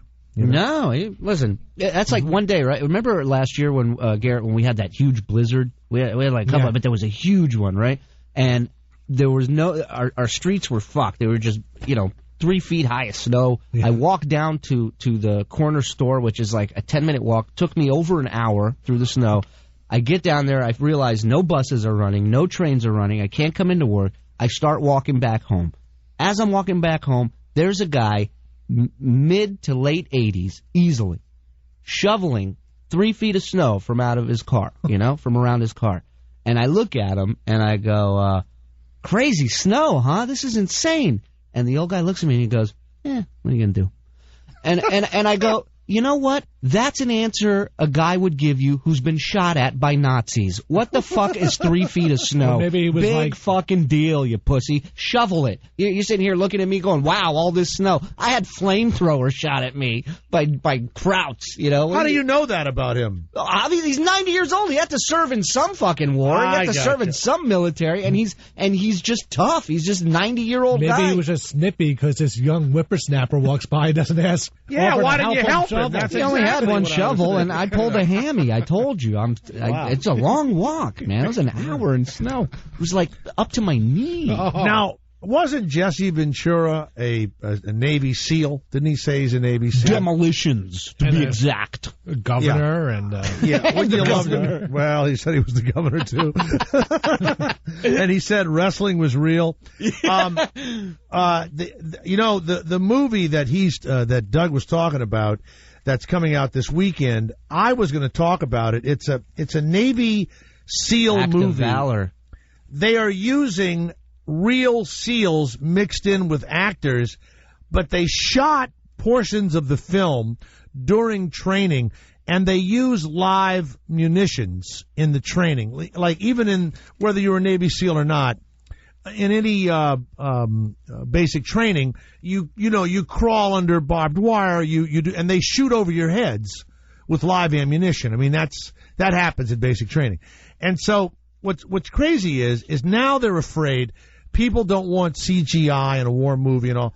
They're not going to be happy till they shoot somebody in a movie. But in all honesty, really shoot them and see their fucking head blow off. That's the only thing that I mean. In all honesty, you can tell people the next 10 movies that come out are all live ammunition. There's no way we're going to tell the difference. There's no way. I'll tell you the difference. Here's the difference. In the movies, except for maybe Saving Private Ryan. You can tell if you were on the set, but not sitting in a fucking theater and watching it. I can never watch Saving Private Ryan again. It's gruesome to me. It's too real. Yeah, but in most movies. Way. They're shooting and a guy gets shot. In the old days, a guy would get shot, he would fall down, no blood, no nothing. He'd fall down, he'd spin around for a minute and a half before he fell. No blood, no nothing. In real life, when you get punched in the face one time, most guys that I've ever seen either go down or they're hurt or whatever. Not in the movies. You fight, the chairs are being thrown, fucking Brad, fucking Pitt. You get punched in the movies. First, you check and look at your blood, and then you go after him. Yeah, I mean, Tom Cruise and Matt Damon. I mean, a real fight's about 20 seconds, right? It's bing, bang, boom. It's dirty. When you're hit with a chair, it's pretty much over when you're hit with a chair. Like tonight, hit somebody in your home with a piece of furniture. Any piece of furniture you can find. Deal. Just as a test. No, wrestlers do it, and they're fine. Yes, exactly right. Oh. Now, the MMA guys and the UFC guys, they have learned how or whatever to take some brutal punches. But most of them are glancing blows, and when the guy gets a real punch, you see what happens. Out like a fucking light. In the movies, that happens 10 times. So now, real ammunition. And when someone really gets shot and his fucking whole shoulder gets blown off and his arm is dangling and everything else, and I think in real life, that has to give you pause as you're moving forward, don't you think? I think make you stop. The one of the greatest comics of all time had the idea years and years ago, and I still think it would hold up now. Margaret Cho? Margaret Cho said, no, Bill Hicks said that if you take terminally ill people who are going to die and put them as stunt doubles in action movies. Because in his opinion, and I kind of agree with this, the sad thing, the gross thing is to leave someone in a hospital room to wither away and die and just suffer. Or as he says, or you can make your grandma meet Chuck Norris. Which one would you pick? So he would clear out the hospitals. He'd clear out the hospitals, terminally ill people. They're going to die anyway. Right. So put Use them as stunt doubles, and you have the greatest special effects movie ever when your Nana's head is kicked off her shoulders by Chuck Norris. Oh, God. It's brilliant. He goes in the act, he goes, why is my grandma dressed like a mugger? And the director goes, shut up, push her towards Chuck, action. Well, the one that I've pitched this a number of times, and I really feel this. When you watch Locked Up or any of these horrifying shows. They got a great one on Discovery now called 1 Week In. Yeah, You know that's this my one? favorite. First everybody, weekend. everybody cries. But the ones where the guys are sometimes they're not even in there for life. Right. They're going to get out at some point, right? 10 or 12 years or whatever. And they're so pissed off, so angry. All of them are bald. All of them have, the tattoos and everything else. Right. And then the gang members, and you see that load all those sons of bitches up, and that's who ought to be. You teach them how to parachute or whatever it is, and you drop them into trouble spots. You and want if they, your freedom? Earn it. Yeah. Yep. And if they do get out, they get their freedom. Yep. But it's in, Kazakhstan or whatever. Right. You don't get to come back here. No. But I said that to a guy, and he goes, "You mean like the Dirty Dozen?" But in the Dirty Dozen, you knew that the child rapist was not going to make it out of the thing. You knew that, right? In this film called Red, White, and Blue Gang, okay, my newest film, you get your freedom, but they don't tell you. And at the end of the movie, the guys that have killed whatever it is or whatever. And by the way, I don't think most of those guys in those movies, they don't care about anything. They're like that guy, Ed of Texas. Somebody really did something awful to that guy. He was not kidding. And I know he's listening now, and he's probably laughing and all, but Ed, the reason why Doug was nice to you and I was nice to you, and I surely got in a big fucking argument with you, something really bad has happened to you for you to believe that everybody lies and all. It's like my friend Rodney Conover. Every congressman, every representative, every politician is a lying piece of shit. I don't believe that for 1 second. I think it's a difficult job. I think that it's hard to get everybody together. And we do see the Al Sharptons, what's his name? The Barney Franks of the world. And I'm naming Democrats now. Nancy Pelosi. Then you get into the Rick Santorums and the other fucking assholes that are just complete weirdo fucking idiots. But I think most of them, are in there to serve. They don't make a bunch of fucking money. And by the way, there's something about Mitt Romney that doesn't worry me if he becomes the president. But, be honest, there hasn't been someone in any type of office that is there to serve the people in who knows, maybe even forever. I disagree. And let me tell you something, if there is, they're never going to get past where they're at right now because it's a cutthroat fucking business. It's a business. It has nothing to do, because at the end of the day, they work for us. These people all work for us. And we have no control over anything they do. How about when they sit there and vote on raises for themselves? How about that? Well, I'd like that to happen here at Sirius XM. That's fine. Wouldn't you like that, Garrett? I would give everybody an extra day vacation. Everybody. By the way, I'm the king of the callback. Let's go to a former Navy SEAL, a former elected official, and a former WWE wrestler, Jesse Ventura. Yes, Jesse, go ahead. Go ahead, Jesse. Hello, Jay. I was a consultant on Act of Valor. Yeah. I also wrote it, directed it, and shot most of the guns during the filming of the movie. True story. Well, there you go. I think that ends it. Yeah, yes, go ahead. Yeah. Most of them lie, but that's okay. Well, I have a confession to make. Uh-oh. I drowned Natalie Wood. All right. Stay where you are. True a story. Very sad, almost death of an actor that you have loved for years, whose name I'm sure you don't know. But Jay? a guy, yes? I bet you didn't know that I'm also a ventriloquist. Jesse Ventriloquist. You don't think for 1 second that mean Gene Okerlund wasn't sitting on my lap for 20 years. I didn't. All right. But kind of a sad story and a 911 call to go along Not anymore. with an actor we have loved. And is he still alive or is he dead? What's he? Is he hanging, clinging to life? We don't know. You're going to have to find out when we come back from this break. Society's Can I do that, please? It's my job. Shut up, everybody.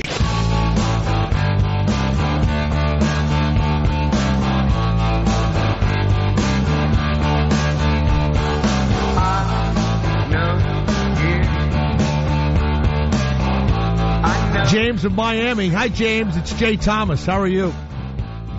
I'm pretty damn good, Jay. How are you? What's the biggest lie you've ever told to get laid? It's bigger than what you think it is. It's bigger than what you think. Well, that's... that could actually, then you have to prove it. I'm talking about a lie, Objects appear smaller than they actually are in size. Well, it's all... No, not about your organ, you idiot. I mean about you I used to have yourself. one that says first few rows may get wet, splash zone. Yeah. Go ahead, James. What'd you call about? Here's my beef. Do you remember... Hold on one second. Does anybody ever call here from their home that has furniture in it? We're number one with crack houses. If there's any furniture in a room, usually it absorbs the echo, carpeting, something. He might be on the shitter, Jay, with all due respect. No, that's true. James, you on the shitter? No, I'm in my furnitureless apartment. Nothing in here. Nothing. Thank you. Knew it. Mm-hmm. Go ahead, James. Yes, go ahead. Do you remember a couple of years ago, maybe it was at the end of the Bush administration, that... I'm sorry, do you have any wicker or cork? No. I'm picking up wood. All right, go ahead. Wood. Sorry, George Bush. Okay. Mm-hmm. Do you remember the government or there was trying to be some funding to get some pro-military movies made in Hollywood? Was there something going on about that? Didn't you hear about that a couple of years ago? No, I personally don't. I really don't. Yeah, I know there was a big push to get some funding going to make more as a recruitment tool, more movies like this Active Valor movie. And I wonder if you think about it logistically, to get the soldiers involved, to even say that they're Navy SEALs or whatever they are, Green Berets, whatever, that would have to be run through the U.S. military legally anyway to even say that. Wouldn't you think? They allowed, and it was controversial. From what I've read, the government allowed, the Navy allowed them to film training of Navy SEALs. And they just wrote a script around that? I don't exactly know if that's how they did it, but they wanted to have live action. And so within this movie, and they must have allowed them to train as part of shooting the movie. So a little bit of what you're saying is true. They wouldn't have to finance it. They would just not have to charge them for coming onto the base. Well, what about you and I to shoot a scene like that with live ammo would have cost millions of dollars. Well, that's what I'm saying. For insurance purposes, because they're trained military and they're in action, it's got to be less money for them. No. I'm saying for the studio, for production? The studio would have gone, okay, look, you're going to okay this script. Right. We're not going to shoot anything you don't like. Right. And it's going to make, by the way, you join the Navy and you say you want to be a SEAL. Now you join, right? You can't want to be a SEAL and then you don't get to be a SEAL and you get out of the Navy. So something like, 25,000 people try to get to be SEALs and, 30 become SEALs or 100 or whatever. And the rest of them are now in the fucking Navy, right? Well, it's a great reality show on how many more of these impressionable dumb fucks are going to see this movie and then decide they also want to be SEALs and sign up? That's what Doug said. That's what the guy, Active Valor guy said. One, they're going to be lying. And two, they're going to... Look, I have a kid who's a big outdoorsman, and he would give anything. And the academies wanted him and everything. But he didn't want to go and get killed. He wanted to go and play with all the toys. And I said, hey, asshole, you're going to get in there with a bunch of, I don't think you're going to meet a lot of liberal Democrats like you were raised. You're going to get in there. No, I wasn't. I was raised conservative Republican, but go ahead. No, my son, I'm saying you're not going rabbit hunting. It's like, you're going to go in there with like, a duck gun or whatever the fuck it is. And you're going to charge up some fucking hill and get your brains blown out, right? And what's terrible is if you read, you don't even want to read this. The football player from Arizona, Pat Tillman. You don't want to read the book his mother wrote, the book his brother wrote, or any of the books about. He got over there and he said this is full of shit. And there are people now saying that people fucking just didn't like his ass. And at the end of the day, he's screaming at the top of the hill, I'm fucking Pat Tillman, quit shooting. and his own guys fucking mowed his ass down. It's weird. It's like a weird fucking head, you know? Full of simpletons who now get to be called heroes, and I'm sure there's lots of patriots that sign up for the military, but you have these guys that would have been on one side of the law or the other. They get some sort of benefit towards college. They get some sort of benefit. I disagree with that. I think the Navy SEALs. I think the Navy SEALs, and you can thank Obama if you want to, or this administration or whatever. Whatever George Bush couldn't do for 8 years, the Navy SEALs somehow I've read a couple of things that he got in there. He's a guy like us going, hey, fuck it. We need to get this fucking, Osama bin Laden or whatever it is.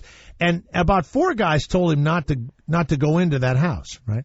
And the Navy SEALs, by the way, do you know that most of them were killed? Was it a month later? There was some large number. There was a helicopter crash. They believe, and they will always believe, that some Pakistani assholes set them up and got them killed a month later as a payback for killing Osama bin Laden. And that's the weirdest thing. But I think the Navy SEALs and I think the Army Rangers and a lot of these groups. Story. Yeah, that's a different group of guys. Those guys are smart guys. They're on a trajectory with their know-how and their skill set. They would have overachievers. They would end up in that area anyway. There probably are patriots. I'm talking about the other bottom feeders who think they're of the same ilk, and we all know they're not, and they end up being in some shit station somewhere in Afghanistan or some other armpit of the world, thinking that they're doing patriot work, and they're not. Okay, well, but look, as long as we have oil and as long as we have overseas situations, that this is what we've set up. Look, they're talking like we're going into fucking Iran, and Shuli and your whole group is probably all for that, right? I am. Of course. Yeah, why not? I mean, look. Keep a balance. Yeah. Shuli, but you'd never go fight over there, would you? Go fight. Let me tell you something. What? I've put out, in honor of Doug, who we talked to, in honor of the movie Act of Valor that's coming out with real Navy SEALs and live ammo. Mm-hmm. I am writing right now a script for a new porno movie called Lewd Act of Valerie. And just so you guys know, live ammo in this one as well. Live shots will be fired. All right. Thank you, James in Miami. By the way, it's Science Wednesday. Science Wednesday, as we all know. All right. Christina, what sort of dog do you have? A Maltese. A Maltese. Okay. Oh. How much does the dog weigh? How much does your dog weigh? 7 pounds. Oh, that's all it weighs? Garrett laughing. Garrett, shut up, because when you were at my apartment, she sat on your lap and you were petting her for the entire night. I don't even want to hear it. Everybody loves this dog. 7 pounds. What about her? I was hoping I'd feel her heart stop beating. 7 pounds. What about her? Is your dog about the same size as a Chihuahua? No. Well, a little bit, I guess. She's a little. Because here's part of our science today. A 10-pound Chihuahua is like a 280-pound, 5'9" man. You know these little Chihuahuas with the big fat asses? Yeah. You know, is your dog kind of fat? A little fat dog? 7 pounds doesn't sound like much. Really? No. I have a 15-pound house cat. That's like being a 220-pound, 5'4" woman. Yeah, that's our cats are fucking fat too. Mm-hmm. A 40-pound dog eating a pig ear is like a person drinking a whole 6-pack of Coke. What is a pig ear? What is that? It's one of those things that they get to chew on. It's almost like a rawhide, but it's like there's veins in it. It's gross. It's salty. Does your dog eat it? No, I won't let her have it. It's a real pig's ear? Yeah, like dried out. No. Yes. No. Like dehydrated You can pig's see ear. the veins. Oh, my God. I won't let her have that. Garrett, does your dog ever eat a pig's ear? My dog loves pig's ears. Ugh, your dog is a barbarian. It's like drinking a 6-pack of Coke. That's what it says. What does that mean? It's got all unhealthy. the calories and all that. That's why it's a snack. Well, but that's true. Garrett, I'm not giving it to him for dinner. Now listen to this. A 20-pound dog eating a dog biscuit is like a person eating 2 Keebler E.L. Fudge double-stuffed cookies. Those are good. That's not bad. 2 cookies? 2 cookies is nothing. That's what it says. That's nothing. By the way, Garrett's lunch made more. Garrett's lunch weighed more than 7 pounds. Just so you know. By the way, we had a guy on who said that he beat his kids and you had to spank them and everything else. And he quoted, "Spare the rod, spoil the child," which, of course, is in the Bible somewhere. Spanking and other physical punishments. This comes from the American Association of Child Psychologists. Spanking and other physical punishments for children are linked with antisocial behavior in adults. Ed of Texas, his picture is actually in this study, including increased aggression. Adults who were spanked as kids show higher rates of anxiety, depression, and substance abuse. Yeah, because if you're getting the shit beaten out of you, it's almost like wife beaters, right? Children of wife beaters or women that, hit their husbands, they are more likely, believe it or not, to do the same damn thing. It's unbelievable. Well, look at Rihanna in the studio recording with Chris Brown so again. No! Oh, yeah, they did 2 songs together. Nah, it's a no-no. I'm so mad. And he tweeted happy birthday to her, and she wrote back, thanks. Please. Wow. She should, whatever. I don't want to hear it. Ira the Weatherman is in our studios back in New York. Good afternoon, Ira. How are you? All right. Now, Ira, when you were young, you were old enough to go to When I was young, I was in a baby carriage. No, I mean a little older than that. You received, every American, even now when you're 18, you received a lot of money. No, quiet down. You received a letter from Selective Service, the draft board. Yes, I did. Now, how did you get out of fighting in Vietnam? Well, my classification was 4F.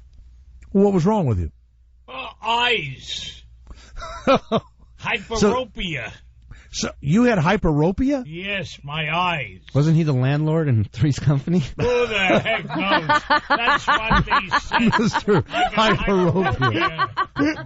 What a stupid Didn't even get that dumb joke out. Crap. That's the stupidest thing. Jay, yes, Ira. A lot of people don't go into the reserves. Really? Now, were you worried at all that they were going to take you? No, I wasn't. Did you receive any medals? I received the Medal of Fire. It's the medal for those who created fire. You received a medal for creating fire. That is right. I see. When you were younger. I don't know what that means exactly. It means he's old, Jay. Yeah. Mr. Ropia, you get that one, All right. Mr. Ropia. What the fuck is hyperopia? I don't know. What does that mean? I'm looking it up now and I have trouble finding. Well, it's science. I tell you what, it's Science Wednesday. Either Gary the intern or Christina. Farsightedness. Oh, he's farsighted. Now, did you go in to get your physical at a... yes, right at the Army Reserves. Now, you met with them... On Whitehall Street. Did you go by yourself? Yes. And so you go in, and of course if they'd have said... You have to take a test. I know. And of course if they'd have said you're in the Army, you would have gladly joined... You're in the Army. No, you're not behind the cloud. You never get rich. You're digging a ditch. You're in the Army now. Would you have gladly fought for your country? Well, if they would have taken me, I would have fought all the way. Fight all the way. By the way, hyperopia is defined as singing nonsensical songs during an interview. Let's go to Jennifer of Chicago. Yes, Jennifer. Good afternoon, Jennifer. Hi, Jay. What will the weather be, Ira, the weatherman, for Chicago this lovely weekend coming up? Well, it's going to be around 50 degrees in Chicago. Wow. No snow coming up. But you're planning, you've already forecast planning a forecast of snow. What about Connecticut? Because I'm performing this weekend in Connecticut with the guys. It's going to be a nice weekend. It's going to be around 40, 45 degrees, 50 degrees. Beautiful skies. Right. I'm going to try and get laid. I'm going to try and lay my wife this weekend. Will hell freeze over? Frigid. That's my little joke. That's my little stupid male, married joke. Jennifer, I'm sorry. Quiet down, please. Everyone is so polite that calls here, and we're so evil, the people that you call. Anybody that calls up gets right on in. Yes, they do. Jennifer, go ahead. My question is, I listen to your show every day, around 2 in Chicago, and Ira, I find him extremely annoying, and he does bring your show to, like, a halt. It's like you're you're going somewhere, and he's just always chiming in with nonsense. Well, I'm going to have to let you deal with Ira. Ira, speak to Jennifer. no. She feels as though you bring the show to a halt. Tell her something. Jennifer, I have a backhand would slap that mate Rihanna wet. There you go. All right. Now you tell me that brought the show to a halt. You tell me that hurt this show. So, Jennifer, what you'd like me to do nice try. Is fire Ira is what you'd like to. Well, Jennifer, look, come on. Just keep him quiet. Well, all right, Ira, would you sit in the back of the room? Just get him a chair in the back. All right, Jay. Thank you very much, I'll Jennifer. Look in the other windows. Yeah, look in the other windows. Jennifer, anything else we can do for you? Anything else? Jennifer, I love Shuli, though.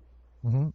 Thank you so much. What's that, darling? What's that, baby? I won't make any autograph pictures for you. That's it. I'll give it to somebody else. Garrett, not for you. Garrett, Who's just put it. Bitch talking smack. Garrett, put him in the back and have him sit in a chair. Let me tell you what I think the problem is. The laughing at what he says. You got to stop the laugh. I can't help it. Well, no, but you know what? Encouraging him. Yeah, it is. Not only is it encouraging him, but it's not. It's not a. But you know what? That's exactly right. So it's radio. So you don't have to laugh just because he's a man talking. Let's not have a good time, guys. Funny. Let's keep it serious. He's not funny. No, not serious. Ira, more Shuli.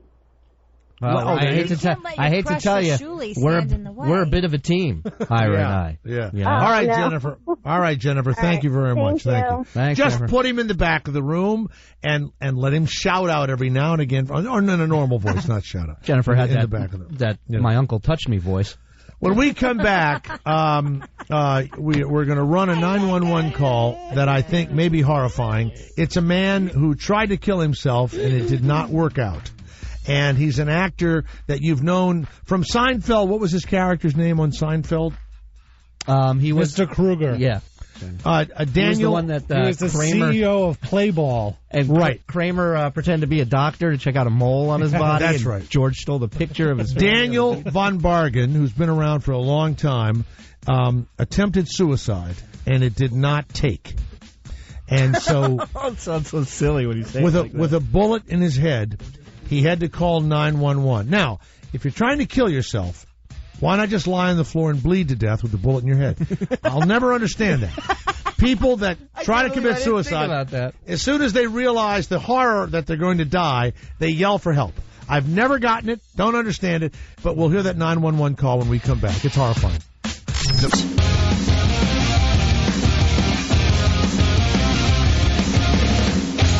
In a few minutes, Brian David Burns. He's written the book Ship for Brains. What? I think it's Bruns. No, it's Brains. B-R-A-I-N-S. No, his last name. No, it's Burns. It's Bruns. Oh, you misspelled it. So it's Brian David Bruns. It says Burns on the sheet here, Garrett. Oh, on his website. Oh, I did misspell his website. Thank you. Website misspelled. Brian David Bruns. It ought to be Burns. Yeah. He was an auctioneer on the Carnival cruises, and now he's looked at the hijinks and the behind-the-scenes perils of working on a cruise ship where naked strangers, mostly men, would find their way into his cabin. So this goes along with the ship that sank and all that other bullshit. Daniel von Bargan, if you look at a picture of him later, what was the character's name again? Mr. Kruger. Mr. Kruger. And he was the chief of the police department in Super Troopers. There was the Highway Patrol versus the police department. He was the chief of the police department. Guy's been around forever, can do drama, can do comedy, everything. Apparently he has diabetes. And he lost a leg? Is that right? Yeah, and I guess Garrett was saying that he was supposed to lose some toes today? He was supposed to go to the hospital today to have some toes amputated. So let's say one leg is completely gone, and then the toes on the other foot are gone. And now here's a guy that probably would like to work, but they're not going to be hiring, a one-legged. No, they'll hire somebody with two legs and just CGI one of the legs off. Well, that's true if they needed that. Yeah. But I'm saying he may, have been able to play something. So he decides to off himself, and he shoots himself. But he misses. Does he miss, or does the bullet I go in his... assume he went to go for the temple shot, not the mouth shot. And he's crying, and his hand is shaking. And you go to pull the trigger, and your body's going to make it try to miss in the last second. It's like a stage slap. The hardest thing to do is to stand there in a movie or a stage play, and someone has to slap the shit out of you. My kids are always going, "Hey, how'd they film that?" I go, "Guy slapped the shit out of me." What? Yeah, I mean, I've been in plays where I had to get slapped or slap somebody. You got to, you just got to stand there and take it. Well, I think about that movie, The Bridge. Remember that documentary about where they documented how many people jump off the Golden Gate Bridge in a year? Yep. Right. And there was one kid that lived, and he said in the interview that as soon as he let go and jumped, he realized he made a huge mistake, and he regretted it the second he let go. He should have held on. He shouldn't have done it. Well, now, that guy that made that documentary, he lied to the city of San Francisco. Yeah. He said he was doing a documentary on traffic flow right, over and the wear and tear of the bridge itself, I think. All of that stuff. Yeah. And we had the crazy guy. We need to get the crazy guy from Tampa back on, Gary. He's very funny. He jumped off that span over the Tampa St. Pete, the bay there, and he lived also. Said the same thing. I think it blows all your clothes off when you hit the water. Yeah. It's like hitting concrete or whatever. So now we have our guest ready to go, or is he going to call back, or what, Garrett? Is he there? Or? No, his just name is there. His name he's calling us back in 10 minutes.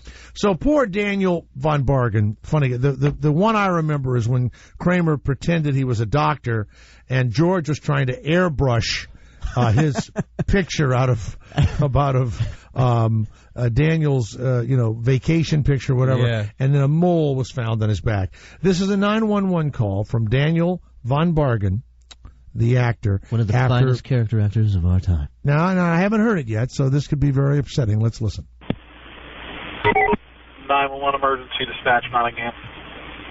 Yes, I shot myself in the head, and I need help. Okay, what address are you at, sir? 9760. Okay, is that a house or an apartment? It's an apartment. What's the apartment number, sir? 7. And I can't get to the little buzzer to let someone in. Okay, it's 9760 Bunker Hill Lane in Montgomery, apartment 73. What's your name? Von Bargan. It's 911. It's out there. I'm sure the guy's moving. Yeah. He sounds pretty good for... Okay, and how old are you? 61. Was this accidental, or...? No, I was... The alive part is... supposed to go to the hospital today, and I didn't want to. I shot myself. Oh, my God. But it didn't work. Okay, anybody else there with you? No, I'm alone. And I just shit in my pants. Oh, my God. All right, what kind of gun did you use? 38. Oh, my God. Oh. Where's that at? It's next to me on the bed. And there's corn in my shit. Now what do I do? I can't open my eyes. Okay. Oh, my God. All right, now where... You shoot yourself in the side of the head or the chin? I shot in my temple. Wow. Are they sending someone while they're doing all the talking? Yeah, they're just trying to keep open my eyes. Yeah. Oh, my God. So you're still in the bedroom, correct? Yes. All right. Wow. All right. Just stay on the phone with me, okay? I just want to keep you talking with me. And they're going to have to beat the door down or get the manager or something to open the... No, he left the door open. Applying pressure to his head? No, the bullet were applied going pressure. to come later in the morning. Poor guy. Right. Where do they live? One's in Sharonville and one's out in Hamilton. The one over in Sharonville, what's her name? Donna. What's her last name? Monahan. Great. Now I've just pissed myself. Okay. Wow. You diabetic? Yes. Okay. I'm not a big one. So is the front door unlocked or locked? The entry door is locked. Is it like a security entrance? Yes. God, he's mighty lucid. Right? The woman above me, I heard. Should be home. Hold on, I got a souffle in the oven. I'll be right back. Is the door to apartment 73 unlocked or not? Yes. Okay. God. So he's sitting there how with long a ago bullet. Did you do this, Daniel? 5 minutes. I'm just sitting here making tie-dye shirts. He Are must you have able to... grazed his brain, right? Grazed his brain, or grazed his skull, because he's too with it, you know. And certainly the shock of the bullet, right, rattles your optic nerves and everything else, right? Got to be. Yeah. God. I mean, he's together enough to know that he shit himself. And this happened earlier today, Garrett. Yes. Now, what is the law? What are the rules that 911 is allowed to put these calls on the Internet? I've never quite understood it. I mean, for radio and TV, you know, of course, it's exciting. But I don't know that I'd want my horrifying 911 call put on the air within a matter of minutes. Who does it?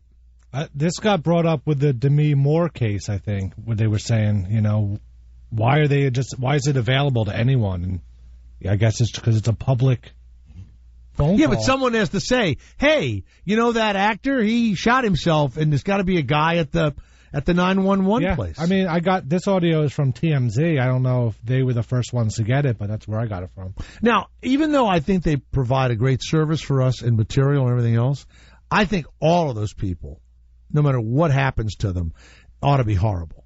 Every person at TMZ, especially the head guy, Levin, they deserve the most horrifying death human beings can have. Can I ask you a question, though? Sure. Let's say things were going a little differently for you, okay? Mm-hmm. Let's say you're. Oh, I could blow my fucking brains out You're in in the a minute. apartment. No, let's say your head. No. Forget that scenario. I'm just saying things are happening. Let's say you're on a hit TV show. Everything's going well. Yeah. You come out of restaurants. These guys are there talking to you, interviewing you, trying to get some action. Right. The fact that isn't happening right now have anything to do with how strongly you feel against them? No, absolutely not. Right. I think that first of all, the poor bastards that are interviewed, you can't win. If you're nice to them, they say you're an asshole. If you're mean to them, they say you're an asshole. If you're working, they say you're an asshole. If you're not working, they say you're not a work asshole. And the thing is that the people that are doing it are talentless. That's what bothers me. And so they do things to talent. What I'm asking is, you call 911, why do they have the right to release a private thing from the police department or the 911 center into the public domain? I don't quite understand that. With your address and phone number? And all of it. Your daughter's name? Yeah. Now, I hope his daughter isn't bothered by people or whatever. Now, is it titillating? Absolutely. And are we running it? Yes, we are. Is it public domain? It must be. But I still think that, I mean, Shuli, would you really want some horrifying 911 call in your life? Not if I said I just shit myself. That's the most embarrassing part to me. Still 2 minutes left. Jay. Well, yes, Ira. That guy needs diabetes like he needs a hole in the head. Let's point. No laughter there. What do you think of that? By the way, I love it. By the way, what I also suggest is that when all the TMZ people burn in hell, you too. I'll be there. I'll be there with the lighter fluid. He'll be there listening to them on serious. Christina will have the red tail and the outfit. And I'll have the apron on that says "Blow the Chef" on it on the front. All right, let's listen. Let's listen to the stupid. next 2 minutes of this horrifying 911 call. Lie down. I'm lying down. Okay. All right, I don't want you to move at all, okay? I won't.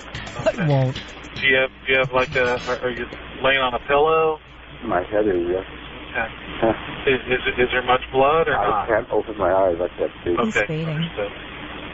No, I think he's just jarred. Was she on the way to the hospital to meet you? No, they were coming here later in the morning.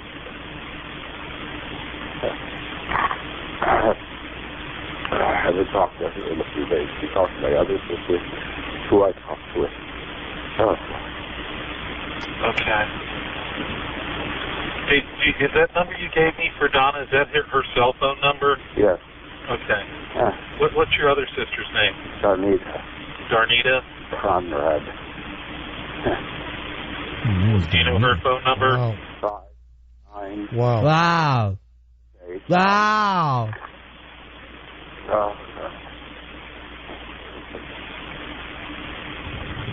Did you just fire one shot? Okay. There was only one gun. Okay. No more bullets in the gun, no. correct? It takes too long. I'd be like, one bullet? Yeah, one bullet. All right, stay with me, Daniel. Yeah. Stay with me. So, how about that Jeremy Lin? So, Daniel, you did this because you didn't want to have your toes amputated? I was tired. The one leg was already been amputated. Really? And the other was going, started working off it. I have no children, no wife, and I'm tired. I understand. That sucks. Yeah. All right. But I fucked it up. That's good. Oh my God! What a fucking heartless cocksucker! Now wait. At the end of at the end of the thing, I was having trouble hearing it. The guy said, "So you tried to you tried to kill yourself," and then Daniel said, "Yeah, I fucked it up." Is that what he said? Yeah, he said, but I fucked it up. But did he say somebody was supposed to meet him at the house later? Yeah. No, the house of the hospital. Sister was on his way down to see him. Yeah, see, that's the biggest fuck you to everybody. When you have to find somebody that blew his brains out. Bill of Pennsylvania, you say that something like this happened. By the way, to why you? did 911 put the Seinfeld song at the end of the tape? I that don't was know. Weird. Unbelievable. And you know, was it that guy that? What I want to know is who puts it out. Is what, and we'll have to find out. You know, you can just. I'm sure Google will ask. Bill of Pennsylvania. Yes, go ahead, Bill. Yeah, I was going to say when my younger sister was 17, she did the same thing. She put a 38 to her temple. Mm-hmm. She blew out one eye, and the second eye she severed the optic nerve. And I got to rush over there the next day and see her, and her head was the size of a basketball. Ooh. Now, was she able to talk as much as Daniel was just now? Yeah. My father came home and found her a little while later, and with a bullet that went through her head, she was able to talk like this guy Daniel was. So he may be sitting there with a hole blown in his head. Bill? Yeah. He may be sitting there on the bed with a hole blown in his head and having a discussion. That's crazy to me. Hey, why did she do it? Oh, I see. What happened to her? What happened to her? Yet another person with no closure. Well, you know, I think they start at the end of the story. They start the conversation, then they're sorry. My question is, yes, if you want to kill yourself, certainly if you lay there and bleed long enough, it just goes to show you that you think you want to kill yourself and then you don't. But then there are those people that keep trying to do it over and over again. Well, practice makes perfect. Well, you would think after that you'd really, really want to kill yourself. Like it's just depression upon depression, no? Like you can't even I think do that the way. best thing is the gun in the mouth, I think. CJ, because a lot of people are depressed and they want to kill themselves. Have you ever thought? No, surely I want to live till 1,000 years old. Well, I don't want to Good shoot for you. myself. You know what? I There's can a just song- imagine. Thanks to these tapes of these shows, you will live to your There's a thousand. song, Shotgun. No, we're not playing that. We're not playing that. But I can just imagine at our funeral, Ira at the end of every funeral says, "And what are you doing this weekend?" To everyone that attended, as they're lowering us into the ground. Yes. Jay, what Yes, are you doing the weekend after this? Well, I don't know yet. I don't know. All right, let's go to Brian Bruns, who's written the book Ship for Brains. Go to Brian David Bruns, BRUNS.com. Welcome to the show, Brian. Thank you. Pleasure to. Huh? What, Brian? Can you hear me? We got I you now. can hear you. Are you okay? Are you on a Are you in a ship right now? I'm not on a ship right now. I'm in very close to that, though. I'm in Las Vegas. Are you on a speakerphone? I don't know. No, I mean, can you put the phone up? Can you put the phone up to your ear because we can hear you better? And you can. How about that? Yeah, there you go. That's a lot better. Now you worked on a cruise ship, just like this one that went down in Italy, where the captain was showing the woman, how close he could get to shore and waving at a friend and all that. Yeah. So now you've written a book. Now you'll never work in the cruise industry again after this book comes true. out. Yeah, you'll never work again. Now you were an art auctioneer. What sort of art would people go on a ship to buy?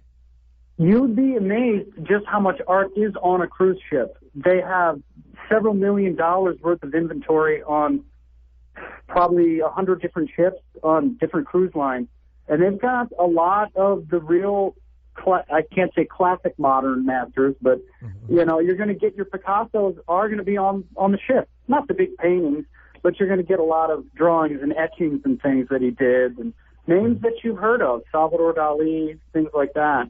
Now, there are a lot of those around. How do we know that they're real when you're an auctioneer? How do you figure that out? Yeah, well, it's very important before you make a bid on anything to have faith in the company that's doing it.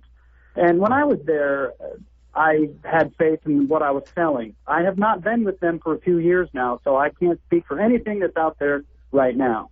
But in your world, there's always some monkey business going on, man. Right now, of course, when you're on a ship, we have a comedian, Kevin Meaney, that goes on the ships, and he'll be out there for 10 days, and he'll work like 2 or 3 days out of the 10. Is that the same schedule you have? Art auctioneers are about the only ones that are like that. Entertainers and art auctioneers, everybody else, it's a sweatshop. They're working 80 hours a week. Right, but that's not you. That's not, you're like entertainment and stuff. We were rock stars, man. Now, do you you can deal with all the people on the ship? You can have relationships. Can people come to your room? Can guests of the ship come into your room and have their way with you if you wish? Yes, they can. Well, we are contractually obligated to have a guest cabin, so our cabins are right up there amongst everybody else.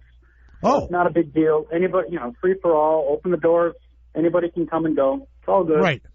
Now, it says here, you constantly found naked strangers in your cabin? Is that where they were? That was, yes, not just my cabin, but also the hotel rooms that are put up by the cruise line.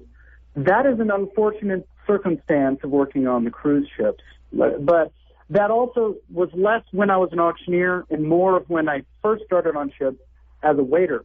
I actually started as a waiter, as a crew member. And you'd go to the room and you'd have the food or whatever into the room, and when you'd go in, they were naked waiting for you.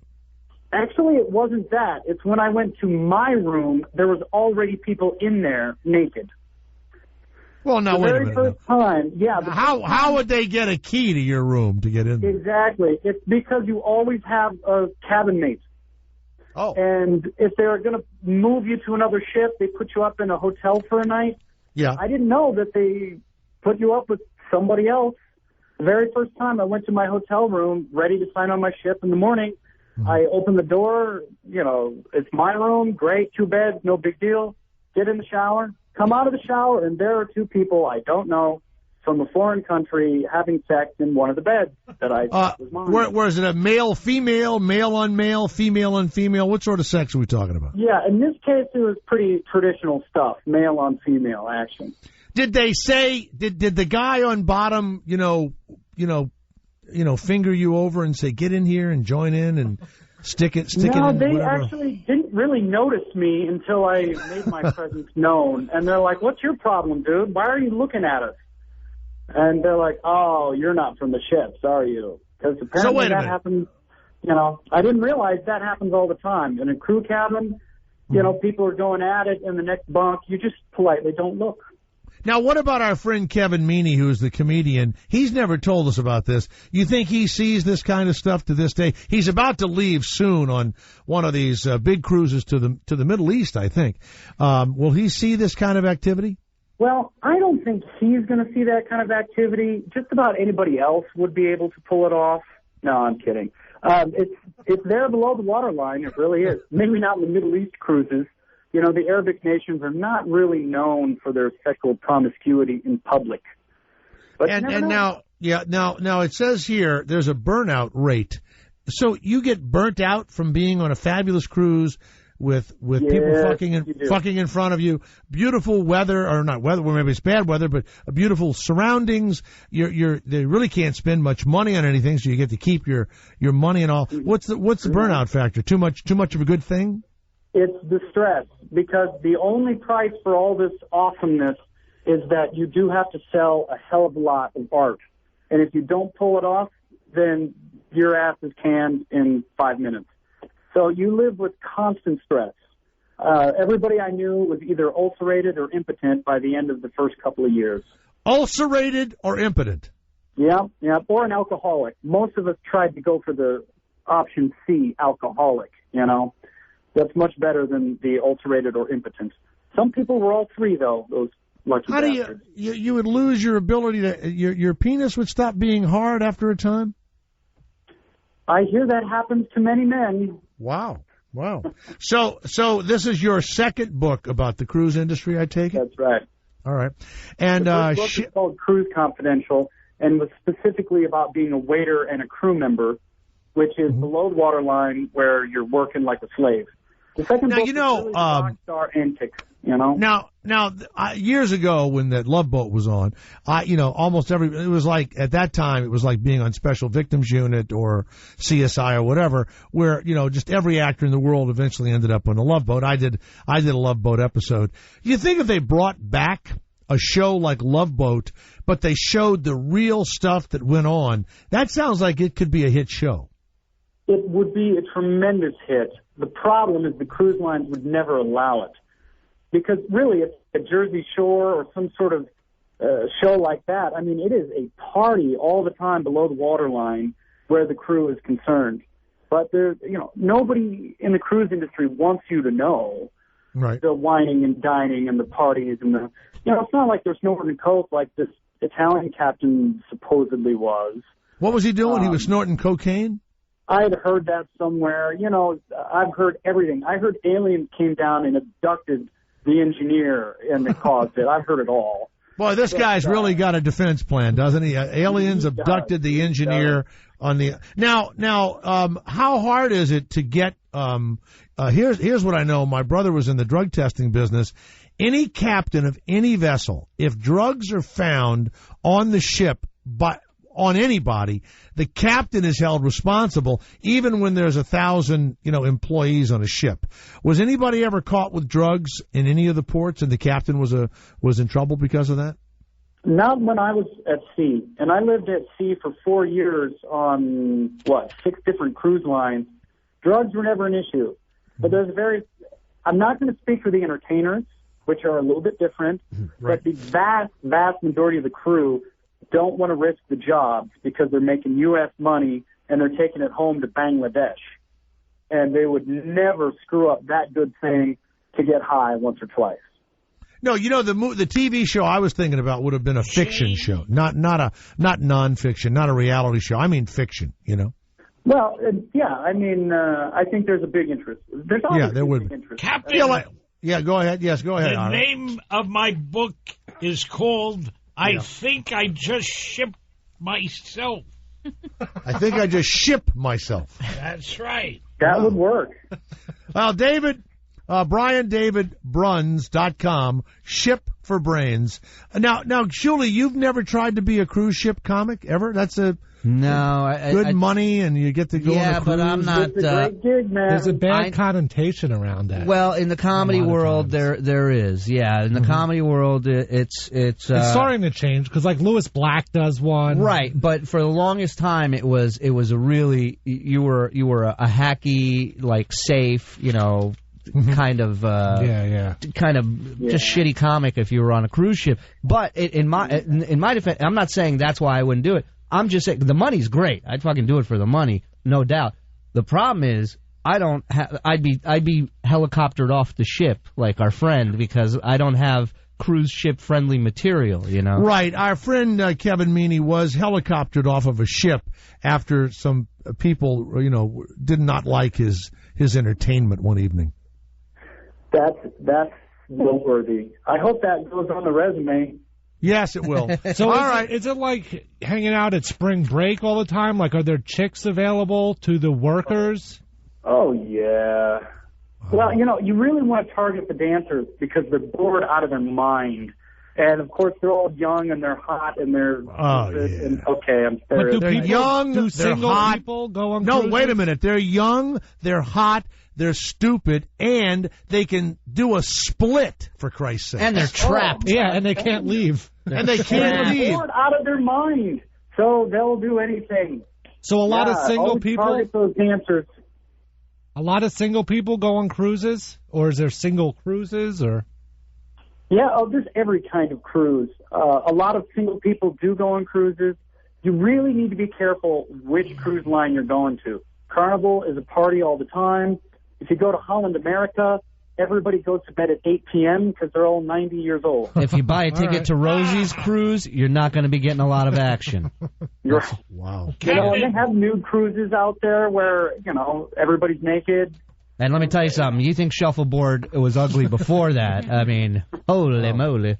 Well, look, good luck. Hope they make it into a movie. Yes, I heard the weatherman. Go ahead. Captain, have you ever docked your boat in a guest's port? In a shipper? Well, I think this interview is over. I think this interview is now Captain, over. you were wonderful. You were. David, you call David or Brian? What do they call you? Brian, thank you. BrianDavidBruns.com. Ship for brains. Brian, all the best. This ain't no galley tour. Thank you and good luck with everything. Thanks, everyone, for having me. All right, buddy. Bye-bye. It was very, very good. It was very good, wasn't it, Ira? Very. Ira, have you ever been on a cruise? Have your family ever taken you on a cruise? I've been on a cruise. I've been on the Staten Island ferry. No, that's not That the is bragger. like taking You bragger. That is like taking a cruise in itself. Well, yes. Now, Ira, A very short cruise. your mom and dad, did they ever take you on a vacation? My mother took me down to Atlanta, Georgia. That's the only trip you've... By the way, I've asked him 10 times. The only trip you ever took was to Atlanta. for someone's wedding, right? That is a bar mitzvah. A bar mitzvah. Bas mitzvah. A bas mitzvah. Now, your mother never took any other trips. Your dad, they didn't go on a vacation. And when they had time off of work, where would they go? I don't know where they went. Well, did your dad? What was your dad's job? He was a. He was a pocketbook thief. Factory. But did he own the factory? No, he worked for somebody. Did he get 2 weeks vacation every year? Maybe 2 weeks. I think. 2 weeks. And what would he do on his vacation? I don't know. Well, I forget. Did he ever say, "Hey, we're all driving down to Florida"? No, we never drove down. Did you ever say, "Daddy, Mommy, I want to have a vacation like I see in the magazines"? No, I never. No, Daddy. You wouldn't say anything to them about a vacation.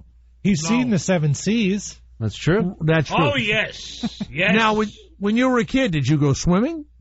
Oh, yes, I went to camp, Jay. Oh, they sent you to camp. Yes. What was the name of the camp you went to? Camp Deal out in Jersey. Ooh. Camp Deal. Here's the deal. Drop your kid off here. You won't see him for 2 weeks. Welcome to Camp Deal. So you don't know if your parents might have vacationed when you were in the camp. Oh, maybe they did. Or maybe their vacation was sending you to camp. Yeah, but they didn't tell you they were vacationing. No.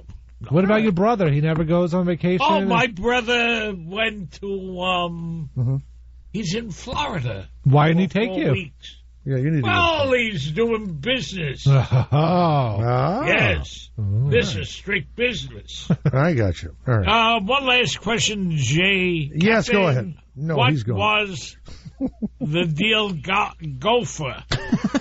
What was the deal? What was what? What was the deal with Gopher? No, that's from the TV show Love Boat. And no doubt in my mind, the last guest was Shippy.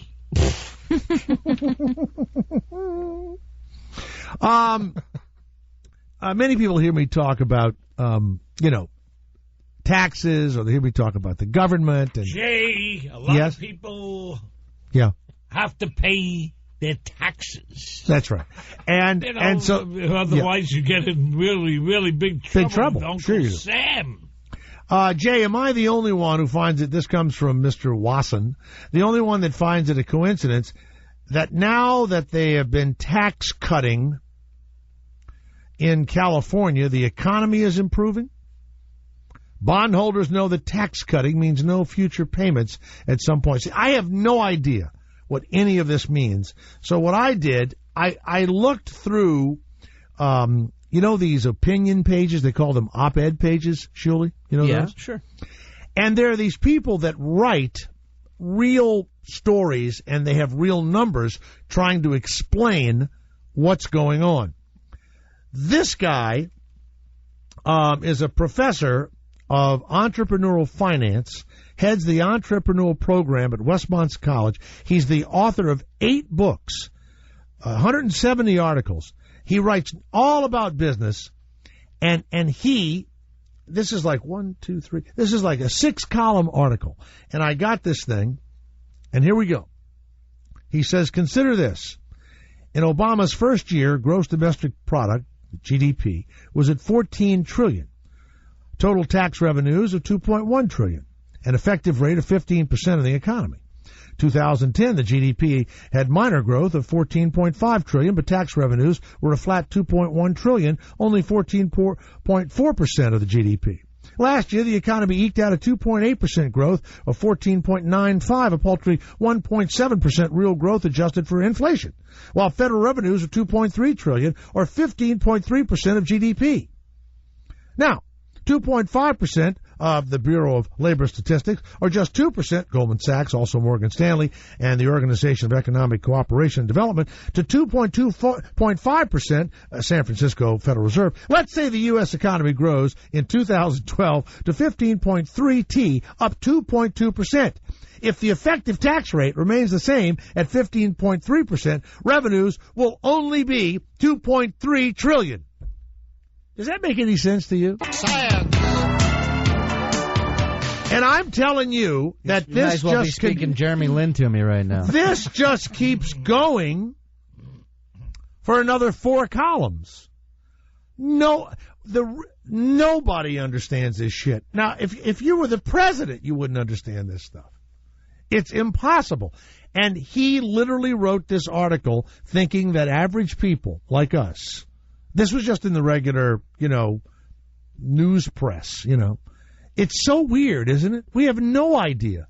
None whatsoever. Zero. By the way, I found out today that the lottery that pays for the schools or whatever, I think 97% of it goes to the people that win the money.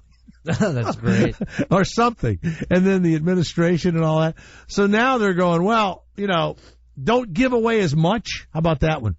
I actually think that if the lottery wasn't as big, they would probably make more money. I buy lottery tickets.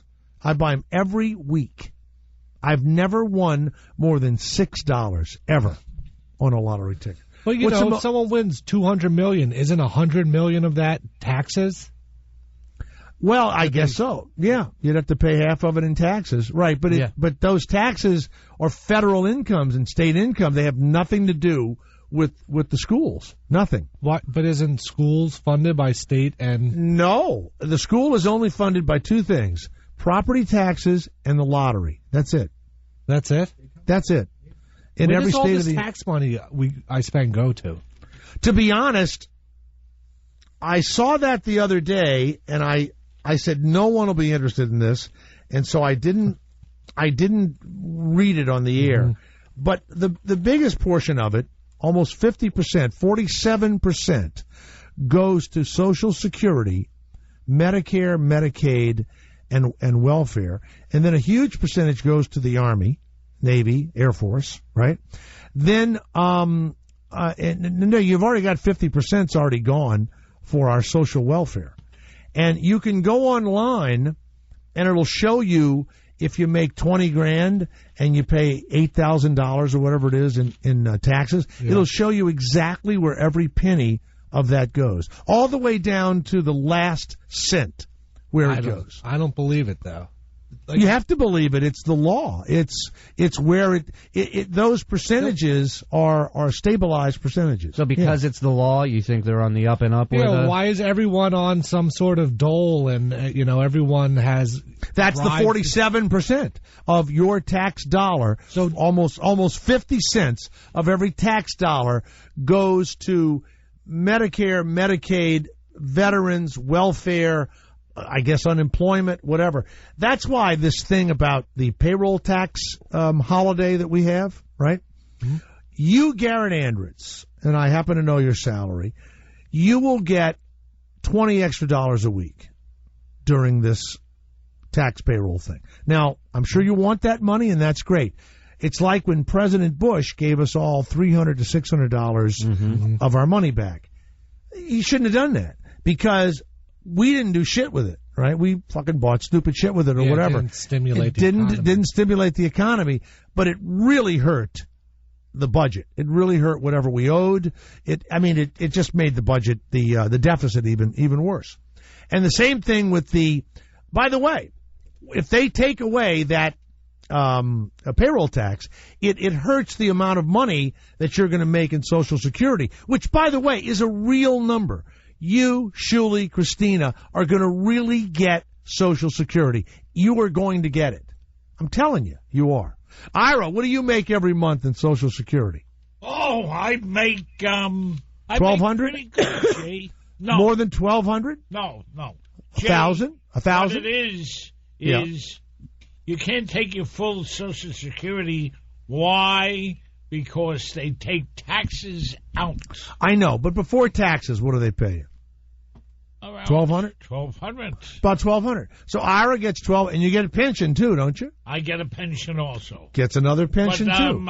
I have taxes taken out from it. Oh yes, I know. It's income. I understand. Yeah, I understand. So I get less. Right. But this guy's article because with the trillion and the 2 trillion and the whole. I mean, do you know that if the president or any of these guys stood up and tried to explain this to us, you'd turn that off as fast as you turn this off? Can you imagine if they really had a debate that had nothing to do with condoms or birth control or abortion or marriage? If they just said, okay, here's the $10,000 that Garrett Andritz pays, and here's where it goes. And now, Mr. Romney, what would you do differently? That's a real debate. That's a real debate. I would enjoy it if I wasn't able to understand what they were saying because they were smarter than me. Really? You would find that enjoyable? You would be like, oh, at least these guys are smarter than me, and they maybe can run a country or something instead of just these average Joes. I'm not saying Barack Obama understands it or George Bush could understand it or whatever. The guy that really could understand it was Bill Clinton. He would give speeches like you like. He would know the numbers and the whole deal. And maybe Mitt Romney could explain it to you also. There are only a lot of them. They may be smart in something else, but can you imagine, as smart as you are, math is always a tough one. Always a tough one. I mean, I look at the fucking tax thing, but this thing I saw the other day was really good. It showed every penny where it goes. But it can't.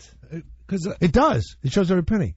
I just assume part of my tax money is going to bribes or something, or to pay someone off, or well, that's in column B, the bribes. No. There are strict laws where your tax dollars go. The state does take it, and the city may take it also. Okay, but the federal government. There are laws where it goes. Like there are the bridge numbers. crossings. They're $12 each, and there's a line of people every day.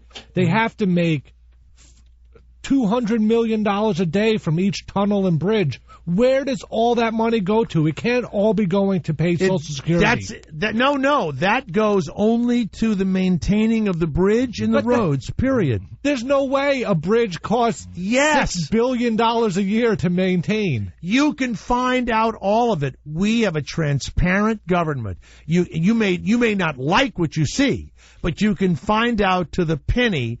That's when you read in the magazines or in the books, well, they got $300,000 to research cow sperm, right? Mm-hmm. That's true. And there's a whole group of people that find this shit out. But your tax dollars, your income tax dollars, that comes out of, let's say, a general fund. But there is 47% that goes to welfare, Social Security, scumbags in the street, IRA, me, whatever. There you go. And then the Army and the Navy and the Air Force, that's huge. Then paying of the Congress and the President, which is small. It's tiny. Yes, Ira. J. Yeah. Poopy. Poop. Poo. Yeah. Poopy. Poo. Pee. Yeah. Penis and vagina. Now the show is back on track.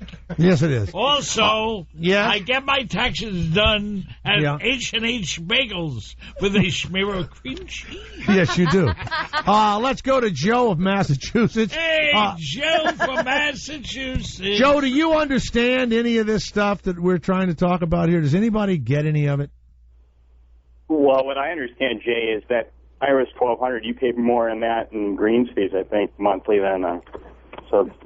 Well, no, wait a minute. Now you're attacking me because I happen to get luckier than others. I mean, why are you attacking me? Out of those green fees, there are waiters that are paid. I work really hard. I happen to have a foursome teeing off at 3:28, Garrett. But nonetheless, I'm not using your tax dollars. I just said that. Well, why would you bring that up? Why would you do that? Well. Someone needs to, Jay. Why? Hey, no, the equation that you were questioning, you started the segment on Obama's growing the economy. It's just the taxes are not keeping up with it. So there's a slight deviation. So we're taking in less revenue from our taxes. Yes, that's right, because you're not making as much. We're not making as much money. And so you're right. No, we're making more money. Obama grew the economy, but because of tax loopholes and corporations essentially taking advantage of that growth, and it's once in a lifetime situations. He's bailing out car companies, etc. Now let me ask you. Let me ask you this question. I am a small businessman. I have lost tons of money on my investments. I'll be writing off losses for years, and so I'm probably not going to pay any capital gains taxes for many years because of all the losses. I don't even know what they're bitching about. I mean, there are trillions of dollars of losses that people can write off. Trillions. So what are they bitching about? It's weird to me. Well, what is that? What? Yeah, Joe. Hey, Joe. And beside that, sir.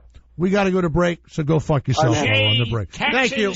Schmaxes. Right. Who saw last week's Gossip Girl? All right. We'll be right back. Wow. I'll give you one more thing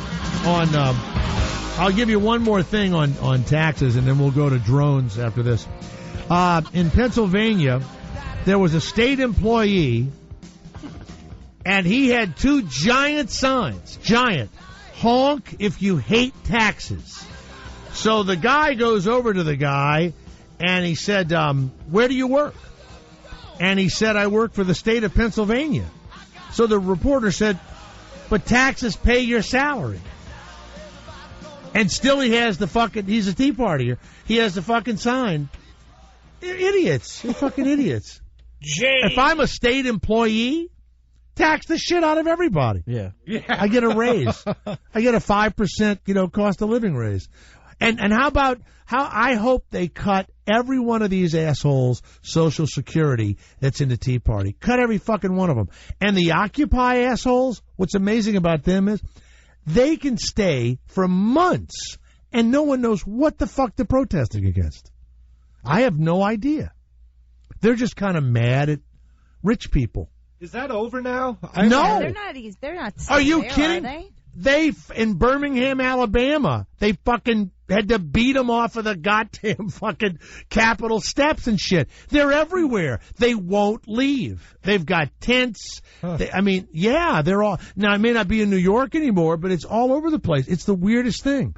And they're jugglers and mimes, and it's weird. It's a weird fucking group. Jay? Yes, Ira? Can I write off the last 20 minutes of the show as a loss? Shuli, voters in Mount Vernon, New York. Yes. They're voting, and they will have the final say to change the name of a local body of water. Let's go around the horn. This is part of my election series. And it has to do... Shuli is the clue. What do you think the name of the body of water is? Garrett, what do you think it is? I know what Garrett's going to say. Huge Cock Lake. Hold on. What is it? I need the question. The name recently got the attention of New Hampshire Bishop Peter Labasi. He wrote a letter to the newspaper. It's in Mount Vernon, New Hampshire. And he says, you've got to change this name. What do you think it is? It's Lake a pond. Titicaca. Lake Titicaca, you say it is. Yeah. Shuli is the clue. Christina, what do you think it is?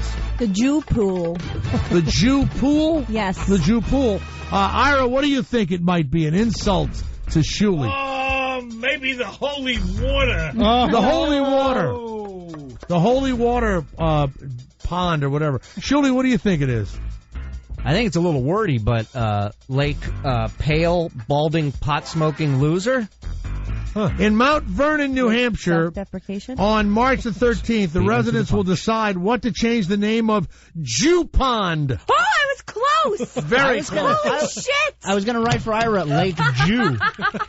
A pool of water near the middle of Mount Vernon, New Hampshire, has been known as Jew Pond since the 1920s because a nearby hotel that people would swim in was frequented by Jews. So everybody in the town would go, yeah, we're all going to go down to Jew Pond. Isn't that like that, what's that place that somebody hunted and it was, was it Gingrich? It was called, well, I'll just say it on the air. It was the sign's still there, Niggerhead, that's what it's called. Yeah. Yeah, and he went, oh, my God, I never even noticed that sign. Who was it that did that? Is the governor Rick Perry? Is he the governor? Rick Perry. Never even noticed that sign. Never noticed it. So, let's go to Rex. Jay, yes. They are changing it to Darky Lake. Darky Lake? I don't think so. Rex of Iowa. Yes, Rex. Go ahead. Wow, what a name. Rex. So, Rex, your parents thought you were going to be king of something or other, right? Right? No, they named me after a singer back in Tennessee, Rex Allen. Rex Allen? I thought you said finger. I thought so, too. Hold on. Go ahead, Rex. We don't have much time. Let Rex talk. Yes, Rex. We're up against the clock here. Jay, I got a question. Sure. When did it happen that I'm a self-employed person for 30-some years? Right. I wouldn't mind paying my taxes, which a lot of us wouldn't. Right. But I balance my checkbook at the end of every month. Right. If the government had to do the same thing, wouldn't you believe that the rest of the country wouldn't mind doing the same thing? And you know what? You're talking about making the federal government have a balanced budget? right? That's correct. You know that every state in the Union